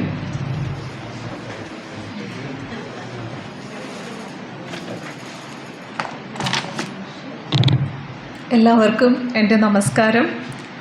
വേദിയിലും സദസ്സിലും ഇരിക്കുന്ന വിശിഷ്ടാതിഥികളെ, ആദ്യമായിട്ടാണ് ഞാനൊരു പുസ്തക പ്രകാശനത്തിന് ആശംസ പറയാനായിട്ട് നിൽക്കുന്നത്. അതും ഒരു കവിതാ പുസ്തകത്തിന്. ഞാനും വിചാരിച്ചു വർക്കിൻ്റെ പേരെന്താണ്, ആശാൻ്റെ മണ്ണിൽ. അപ്പം ഞാൻ വിചാരിച്ചു ലേഖനങ്ങളായിരിക്കും. പിന്നെ ലേഖനങ്ങളാണെങ്കിലും എനിക്ക് ബുദ്ധിമുട്ടാണ്. കാരണം മലയാള ഭാഷയുമായി ബന്ധപ്പെട്ട കാര്യങ്ങൾ അത്രയും ഡീപ്പായിട്ട് പറയാൻ പറ്റിയ ഒരാളൊന്നുമല്ല ഞാൻ ഹിസ്റ്ററിയാണ് ബേസിക്കലി പഠിച്ചതും പഠിപ്പിക്കുന്നതും. പിന്നെ കുറച്ച് വളരെ ഗ്ലോബലൈസ്ഡ് ആയിട്ടുള്ള സബ്ജക്ട്സാണ് എടുക്കുന്നത്. അപ്പോൾ ഒരു ഭാഷാ തലത്തിൽ നിന്നുകൊണ്ട് സംസാരിക്കാൻ ഒട്ടും ഈ വേദിയിലിരിക്കുന്നതിൽ യോഗ്യതയില്ലാത്ത ഒരാളാണ് ഞാൻ. എന്തായാലും പിന്നെ ഇത് പുസ്തകം കയ്യിൽ കിട്ടുമ്പോഴാണ് ഇത് ലേഖനങ്ങളല്ല കവിതയാണെന്ന് മനസ്സിലാകുന്നത്. പിന്നെ അപ്പോൾ ആശാൻ്റെ കവിതകളെ പോലെയുള്ള കവിതകളാണോ എന്നാണ് ഞാൻ പേടിച്ചിട്ട് നോക്കിയത്. അപ്പോൾ അതിനകത്ത് എനിക്കൊരു ആശ്വാസം തോന്നി. കാരണം ആശാൻ്റെ പോലത്തെ കവിതകളായിരുന്നുവെങ്കിൽ ഞാൻ ചിലപ്പോൾ ഇന്നിവിടെ വരില്ലായിരുന്നു. കാരണം എനിക്കൊന്നും പറയാൻ പറ്റത്തില്ലായിരുന്നു. അപ്പോൾ നോക്കുമ്പോൾ എനിക്കും കൂടി മനസ്സിലാകുന്ന തരത്തിലുള്ള, നേരത്തെ ഭരതമാഷ് പറഞ്ഞതുപോലെ ഇന്നത്തെ കവിതാരചനയോട് ചില വിയോജിപ്പുകൾ അവർക്ക് തോന്നുന്നുണ്ടെങ്കിലും അത് ഭാഷാ പണ്ഡിതന്മാർക്ക് തോന്നിയാലും എന്നെപ്പോലുള്ളവർക്ക് തോന്നില്ല. കാരണം അത് എല്ലാവർക്കും വായിച്ച് ഗ്രഹിക്കാൻ പറ്റുന്ന രീതിയിൽ നമുക്ക് കൈകാര്യം ചെയ്യാൻ പറ്റുന്നുള്ളത് കൊണ്ട് തന്നെയാണ് നമുക്ക് അതിനോടൊരു ഇഷ്ടം തോന്നുന്നത്. പിന്നെ ഇതിലെ കവിതകൾ എല്ലാം ഒന്നും ഞാൻ വായിച്ചില്ല. കുറേ കവിതകളിലൂടെ പോയപ്പോൾ എനിക്ക് മനസ്സിലായൊരു കാര്യം, സാറിനെ കുറിച്ച് തന്നെയാണ് കൂടുതൽ എഴുതിയിരിക്കുന്നതെന്ന് എനിക്ക് സംശയം തോന്നി. എന്നെ ആരും നോക്കുന്നില്ല, എന്നെ ആരും പ്രണയിക്കുന്നില്ല, നീ എന്നെ ആരെങ്കിലും ഒന്ന് നോക്കുവോ, പ്രണയിക്കുവോ എന്നൊക്കെ ചോദിക്കുന്ന പോലെയാണ് എനിക്ക് തോന്നിയത്. അപ്പം എന്നിട്ട് എവിടെ സ്വയം പറയുന്നുണ്ട്, സ്വയം അങ്ങോട്ട് പ്രണയിക്കാം, ഇതാണ് പരിഹാരം എന്ന് സ്വയം പരിഹാരവും പറയുന്നുണ്ട്. അപ്പോൾ ആ പരിഹാരം പ്രാവർത്തികമാകട്ടെ എന്ന് ഞാൻ ആശംസിക്കുന്നു. കാരണം ഒരു പരിധിക്കപ്പുറം നമ്മളെ സ്നേഹിക്കാനും നോക്കാനൊന്നും ആരും കാണത്തില്ല. അപ്പോൾ സ്വയം ഉണ്ടാക്കിയ പരിഹാരം ജീവിതത്തിൽ ഉപകാരപ്പെടട്ടെ. പിന്നെ ഈ പതിവ് പോലെ എന്ന് പറയുന്ന കവിതയിൽ രാവിലെ പത്രം വായിച്ചിരുന്ന സമയം കളയുന്ന ഭർത്താവിന് വേണ്ടി കഷ്ടപ്പെട്ട് പാചകം ചെയ്യുന്ന ഭാര്യയും, ഒടുവിൽ ഭർത്താവ് അന്നത്തെ വനിതാ ദിനം ഉദ്ഘാടനം ചെയ്യാൻ പോകുവാണ്. സോ ഞാൻ എഴുതിയ ഒരു വർക്കിനകത്തും ഫെമിനിസത്തിൻ്റെ പൊയ്മുഖങ്ങളെന്ന് പറഞ്ഞിട്ടൊരു ചാപ്റ്റർ കൊടുത്തിട്ടുണ്ടായിരുന്നു. ആ ചാപ്റ്ററിൽ ഞാൻ പറയാൻ ഉദ്ദേശിച്ചു അത് കുറച്ചുകൂടി കടുത്ത കാര്യങ്ങളായിപ്പോയി. കാരണം അത്രയും ടോർച്ചറിങ് ആയിട്ടുള്ള കാര്യങ്ങളാണ് ഉൾപ്പെടുത്തിയത്. പക്ഷെ വളരെ സിമ്പിളായിട്ട് ഒരു ഫെമിനിസത്തിൻ്റെ പൊയ്മുഖം ഇങ്ങനെ വളരെ സിമ്പിളായിട്ട് ഒരൊറ്റ വരിയിൽ അങ്ങ് അഴിച്ചിട്ടു. അയാൾ നേരെ ഇങ്ങനത്തെ ഒരു വനിതാ സമ്മേളനം ഉദ്ഘാടനം ചെയ്യാൻ പോകുന്നു, പക്ഷെ അത്രയും നേരം അയാൾ അടുക്കളയിലേക്ക് നോക്കിയില്ല എന്നുള്ളത്. അപ്പോൾ അതെനിക്ക് ഭയങ്കര ഇതായിട്ട് തോന്നി.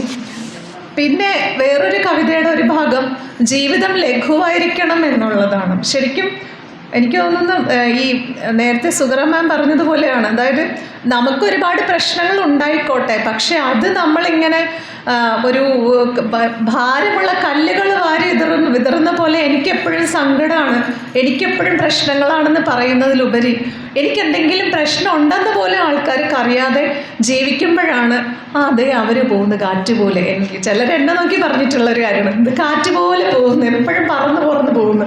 പക്ഷേ പ്രശ്നങ്ങളില്ലാത്തത് കൊണ്ടല്ല, പക്ഷെ പ്രശ്നങ്ങൾ ചില സമയത്ത് അത്ര കണ്ടങ്ങോട്ട് എടുക്കാറില്ല എന്നുള്ളതാണ്. ചില സമയത്ത് നമുക്കത് തോന്നും, പക്ഷെ അടുത്ത മൊമെൻറ്റിൽ ഞാനും വിചാരിക്കും പിന്നെ എന്തിനാണ് ഞാൻ ഇത്രയും ഭാരം എടുക്കുന്നത്. എനിക്ക് ഈ ഒരു സാധനം വായിച്ചപ്പോൾ എത്ര സിമ്പിളായിരിക്കുന്നത്. നമ്മൾ ഈ ട്രെയിനിൽ എഴുതി വെച്ചിട്ടുണ്ട്, ലെസ് ലഗേജ് മോർ കംഫർട്ടബിൾ.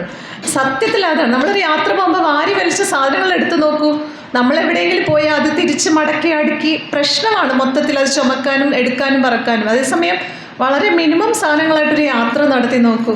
അപ്പോൾ ജീവിതം എന്ന് പറയുന്നതും അത്തരത്തിലൊരു ജേണിയാണ്. അപ്പോൾ എടുക്കാൻ പറ്റുന്ന വളരെ ലഘുവായിട്ടുള്ള കാര്യങ്ങൾ എടുക്കുക, പിന്നെ ഉള്ളതിൽ കുറച്ച് സന്തോഷിക്കുക, പിന്നെ ഇച്ചിരി ഗോസിപ്പൊക്കെ കേൾക്കുക, വെറുതെ വേണമെങ്കിൽ ഒന്ന് രണ്ടൊക്കെ പറയുക, എന്നിട്ട് അങ്ങോട്ട് ചിരിക്കുക. പിന്നെ കഠിനമായി ആരെയും ഉപദ്രവിക്കാതിരിക്കുക. ഗോസിപ്പൊക്കെ പറഞ്ഞോളൂ, പക്ഷേ കഠിനമായിട്ട് ആരെയും ഉപദ്രവിക്കാതിരിക്കുക.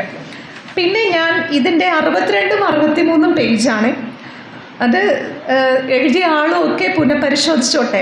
62ാമത്തെ പേജിൽ സിങ്കിലെ പാത്രങ്ങൾ എവിടെ നിന്നും പറന്നിറങ്ങുന്നതല്ല, വീട്ടുകാരിയുടെ വിരലടയാളങ്ങളുമല്ല. അത് നിറയെ വന്നവരും തിന്നവരും ഊട്ടിയവരും കൊണ്ട് തള്ളിയ ബാക്കി പാത്രങ്ങൾ. പുലർക്കാലത്ത് സിങ്ക് നിറഞ്ഞ ഉച്ഛിഷ്ടങ്ങൾ ഇളിക്കുന്ന പാത്രങ്ങളെക്കാൾ മനം പഠിപ്പിക്കുന്ന കണി എന്തുണ്ട്? ചിലപ്പോൾ സാറ് ഇതൊക്കെ ചെയ്തിട്ടുണ്ടായിരിക്കുമെന്ന് എനിക്ക് തോന്നുന്നു. അല്ലെങ്കിൽ ഇത്രയും കൃത്യമായിട്ട് ആ സാധനം പറയാൻ പറ്റത്തില്ല. കാരണം ചെന്ന് നമ്മൾ രാത്രിയൊക്കെ ഗസ്റ്റൊക്കെ ചിലപ്പോൾ ഗസ്റ്റൊക്കെ ഉണ്ടെങ്കിൽ, എനിക്ക് ഗസ്റ്റ് ഇല്ലെങ്കിൽ പോലും ഞാൻ ഇവിടുന്ന് ജോലി കഴിഞ്ഞ് ചെന്നിട്ട് 1-2 പാത്രം എനിക്കുണ്ടാവുള്ളൂ. അതിട്ടിട്ട് രാവിലെ എണീക്കുമ്പോൾ എനിക്ക് ചായ ഇടാൻ പോലും കയറാൻ തോന്നാറില്ല, 2 പാത്രം ഇവിടെ കിടക്കുന്നതാണ്. അപ്പോൾ സാറ് എക്സ്പീരിയൻസ് ചെയ്തിട്ടുണ്ടെങ്കിൽ കണ്ടിന്യൂ. ദെൻ അതിൻ്റെ അടുത്ത് കാരണം അറിയണം, അങ്ങനത്തെ ബുദ്ധിമുട്ടുകൾ എല്ലാവരും അറിയേണ്ടതാണ് എന്നുള്ളതാണ്. പിന്നെ അതിൻ്റെ തൊട്ടടുത്ത് ഞാൻ പറയാം, അതുപോലെ തന്നെ ഈ നമ്മളെല്ലാവരുടെ വിഷമങ്ങളും ദുഃഖങ്ങളും പരിഭവങ്ങളൊക്കെ കേട്ടിട്ട് അയ്യോ എന്നിട്ട് നമ്മൾ അങ്ങനെ ഇൻസ്പയർ ചെയ്യും. അങ്ങനെയൊന്നുമല്ല, ഇങ്ങനെയൊക്കെ ചെയ്യാം എന്നൊക്കെ പറഞ്ഞ് ഇൻസ്പയർ ചെയ്യും. പക്ഷെ പ്രശ്നം എന്താ അറിയോ? എന്നിട്ട് നമ്മൾ അവരെ ഇൻസ്പയർ ചെയ്യുന്നതിനപ്പുറം അവർക്കൊരു സാധനം നമ്മൾ ചെയ്തു കൊടുക്കുമോ? ഇല്ല, നീ അങ്ങനെയൊക്കെ ചെയ്ത് നോക്ക് എന്ന് പറഞ്ഞിട്ട് നമ്മൾ ആ വഴിക്ക് പോകും. അവരെ അങ്ങനെ ഒന്ന് ചെയ്ത് നോക്കാനോ ഒന്നും സഹായിക്കാറില്ല. ഈ പാത്രങ്ങൾ കാണുമ്പോഴേ എനിക്കതാ തോന്നുന്നത്, ഇത് ഇത്രയല്ലേ ഉള്ളൂ, പെട്ടെന്ന് തീരുമല്ലോ എന്നാണ് പലരും പറയുന്നത്, പെട്ടെന്ന് കഴുകാമല്ലോ എന്നാണ് പറയുന്നത്. അങ്ങനെയല്ല, അതിന് സമയമുണ്ട്. ആ വൃത്തികേടുകൾ മുഴുവൻ മാറ്റാൻ ഒത്തിരി പ്രശ്നമുണ്ട്. പക്ഷെ ഇത് ഞാൻ സിംബോളിക്കായിട്ടാണ് കാണുന്നത്. മറ്റുള്ള ഒരാളുടെ മുന്നിൽ ഇങ്ങനെ കൂടി പ്രശ്നങ്ങൾ കിടക്കുമ്പോഴും നമ്മൾ ജസ്റ്റ് ഒരു വാക്കിൽ അത് നീ ഒന്ന് ട്രൈ ചെയ്ത് നോക്കുക, അതങ്ങ് മാറിക്കോളും. അങ്ങനെയല്ല, പറ്റുമെങ്കിൽ വെറുതെ പ്രസൻസ് ഉണ്ടെങ്കിൽ കൂടെ ഇരിക്കുക എന്ന് പറയുന്നൊരു സാധനമൊക്കെ ഉണ്ട്. അതൊന്നും ആർക്കും കൊടുക്കാറില്ല, സമയമില്ല എന്നുള്ളതാണ്. ഒരു മരണ വീട്ടിൽ നമ്മൾ ചെന്ന് കഴിഞ്ഞാൽ ആ മരിച്ച ആളിൻ്റെ ഒരു വാല്യൂ പോലെ ഇരിക്കും, കുറച്ച് ആളുകൾ അവിടെ ഉണ്ടാവും. പക്ഷേ ആ ബോഡി അങ്ങോട്ട് എടുത്തു കഴിഞ്ഞാൽ പിന്നെ സ്വന്തം എന്ന് പറയുന്ന നമ്മൾ അതുവരെ വിശ്വസിച്ചിരുന്ന ആളുകൾ പോലും ഇല്ലാത്ത അവസ്ഥയിലാണ് പല കാര്യങ്ങളും. അപ്പം ഞാൻ വിചാരിക്കുന്നത്, ഈ ഇടയ്ക്ക് ഒരു സ്ഥലത്ത് പോയപ്പോൾ അവർ ബോഡി എടുത്തു, അടുത്ത ദിവസം അവർ ചെയ്തത് അവർക്കൊപ്പം ഇരിക്കാൻ, അവർക്കൊപ്പം അവരുടെ വീട്ടിൽ അവർ പിന്നെ തനിച്ചാണ് ഇരിക്കാൻ ഹോം നേഴ്സ് പോലെ ഒരാളെ വിളിക്കുന്നതാണ്. മനസ്സിലായോ? അതുവരെ അവർ ജീവിച്ചത് ആർക്ക് വേണ്ടിയിട്ടാണ്? അപ്പോൾ ഹോം നേഴ്സ് പോലെ ഒരാളെ എൻ്റെ ഒപ്പം എൻ്റെ വീട്ടിൽ ഞാനല്ലാതെ ഒരു അനക്കം കൂടി ഉണ്ടെന്ന് എനിക്ക് തോന്നിക്കാൻ ഞാൻ കാശ് കൊടുത്ത് ഒരാളെ വിളിക്കുവാണ്. അപ്പോൾ ആ ഒരു അവസ്ഥയിലാണ്. അപ്പോൾ എനിക്ക് സിംഗിൾ പാത്രങ്ങൾ വായിച്ചപ്പോൾ ഒരുപാട് സാധനങ്ങളാണ് എൻ്റെ മനസ്സിൽ കൂടെ പോയത്. ഇപ്പോൾ പാത്രങ്ങൾ മാത്രമല്ല, ഈ പാത്രങ്ങൾ കഴുകാൻ ഒരാൾ സഹായിക്കാനില്ലാത്തത് ചിലപ്പോൾ വലിയ വിഷമം തോന്നില്ല, പക്ഷെ ഇതുപോലെയാണ് ഓരോ സാധനങ്ങളും. പിന്നെ ഇതിനെല്ലാം പരിഹാരമായിട്ടാണ് സാറിൻ്റെ ഒരു കവിത എനിക്ക് തോന്നിയത്, തൊട്ടടുത്ത് എന്ന് പറയുന്ന കവിത. മനമുന ഒന്ന് കൂർപ്പിക്കുകയേ വേണ്ടു, മിഴുത്തെല്ലൊന്നറിയുകയേ വേണ്ടു, വിരലൊന്ന് നീട്ടുകയേ വേണ്ടു, തൊട്ടടുത്തുണ്ട് സ്നേഹം, പ്രണയം, പ്രതീക്ഷ, മധുരം കിനിയും മുഴുവൻ ജീവിതം. ഇത്രയേ ഉള്ളൂ. വെറുതെ ഒന്ന് നമ്മൾ അങ്ങോട്ട് നോക്കുക വേണ്ടു എന്നുള്ളതാണ്. നമുക്ക് പരസ്പരം നോക്കാനാകട്ടെ. ഇത് രചിച്ച സാറിനും ബുക്ജൻ പബ്ലിക്കേഷൻസിനും ഇവിടെ ഇതിനു വേണ്ടി എത്തിയ എല്ലാവർക്കും നല്ല നല്ല വാക്കുകൾക്കും ഞാനും ഇൻസ്പയറിംഗ് ആണ്. So thank you so much. അടുത്തതായി ആശാരമണിൽ എന്ന പുസ്തകം പ്രസിദ്ധീകരിച്ച ബുക്ജൻ പബ്ലിക്കേഷൻ പ്രസാധകൻ ജിനുവിനെ ആശംസകൾ അറിയിക്കാനായി ക്ഷണിക്കുന്നു. വേദിയിലും സദസ്സിലും ഇരിക്കുന്ന ബഹുമാന്യരെ, എല്ലാ പരിപാടികളിലും നമ്മൾ കേൾക്കുന്നതാണ് അത്യധികം സന്തോഷത്തോടെയാണ് ആയിരിക്കുക എന്നുള്ളത് സംസാരിക്കാൻ വരുന്നവർ പറയാറുണ്ട്. ഞാനിത് പറയുമ്പോൾ അതിൻ്റെ എല്ലാ ആഴത്തിലും പരപ്പിലും സഞ്ചരിച്ചുകൊണ്ടാണ് ഞാൻ ഈ നിമിഷം സന്തോഷത്തിലായിരിക്കുന്നത് എന്ന് പറയുന്നത്. കാരണം ഒരു പ്രസാധകനെ സംബന്ധിച്ച് ഒരാളുടെ പുസ്തകം പ്രസിദ്ധീകരിക്കുക എന്നുള്ളത് അതിൻ്റെ പല കടമ്പകളിലൂടെ കടന്നു പോകുന്ന ശ്രമകരമായിട്ടുള്ളൊരു ഉദ്യമമാണ്.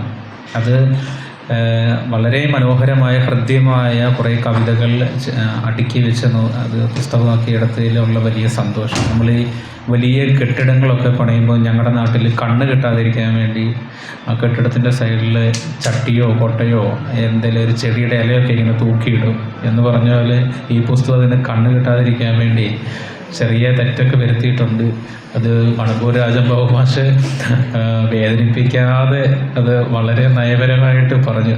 പക്ഷേ മണപ്പൂർ സാറിൻ്റെ സംസാരത്തിലൂടെ കിട്ടിയിട്ടുള്ള ഒരു ആവേശം, ഒരു ഊർജം, അത് മനസ്സിലാക്കണമെങ്കിൽ ഞാൻ എത്രയോ നാളുകളായിട്ട് ഇന്ന് എന്ന് പറയുന്ന മാസിക വരുത്തുന്ന ആളാണ്. അപ്പം എനിക്ക് വലിയ അത്ഭുതവും ആഹ്ലാദവുമാണ് ആ ഇല്ലൻ്റ് മാസിക കൈ കിട്ടുമ്പോൾ.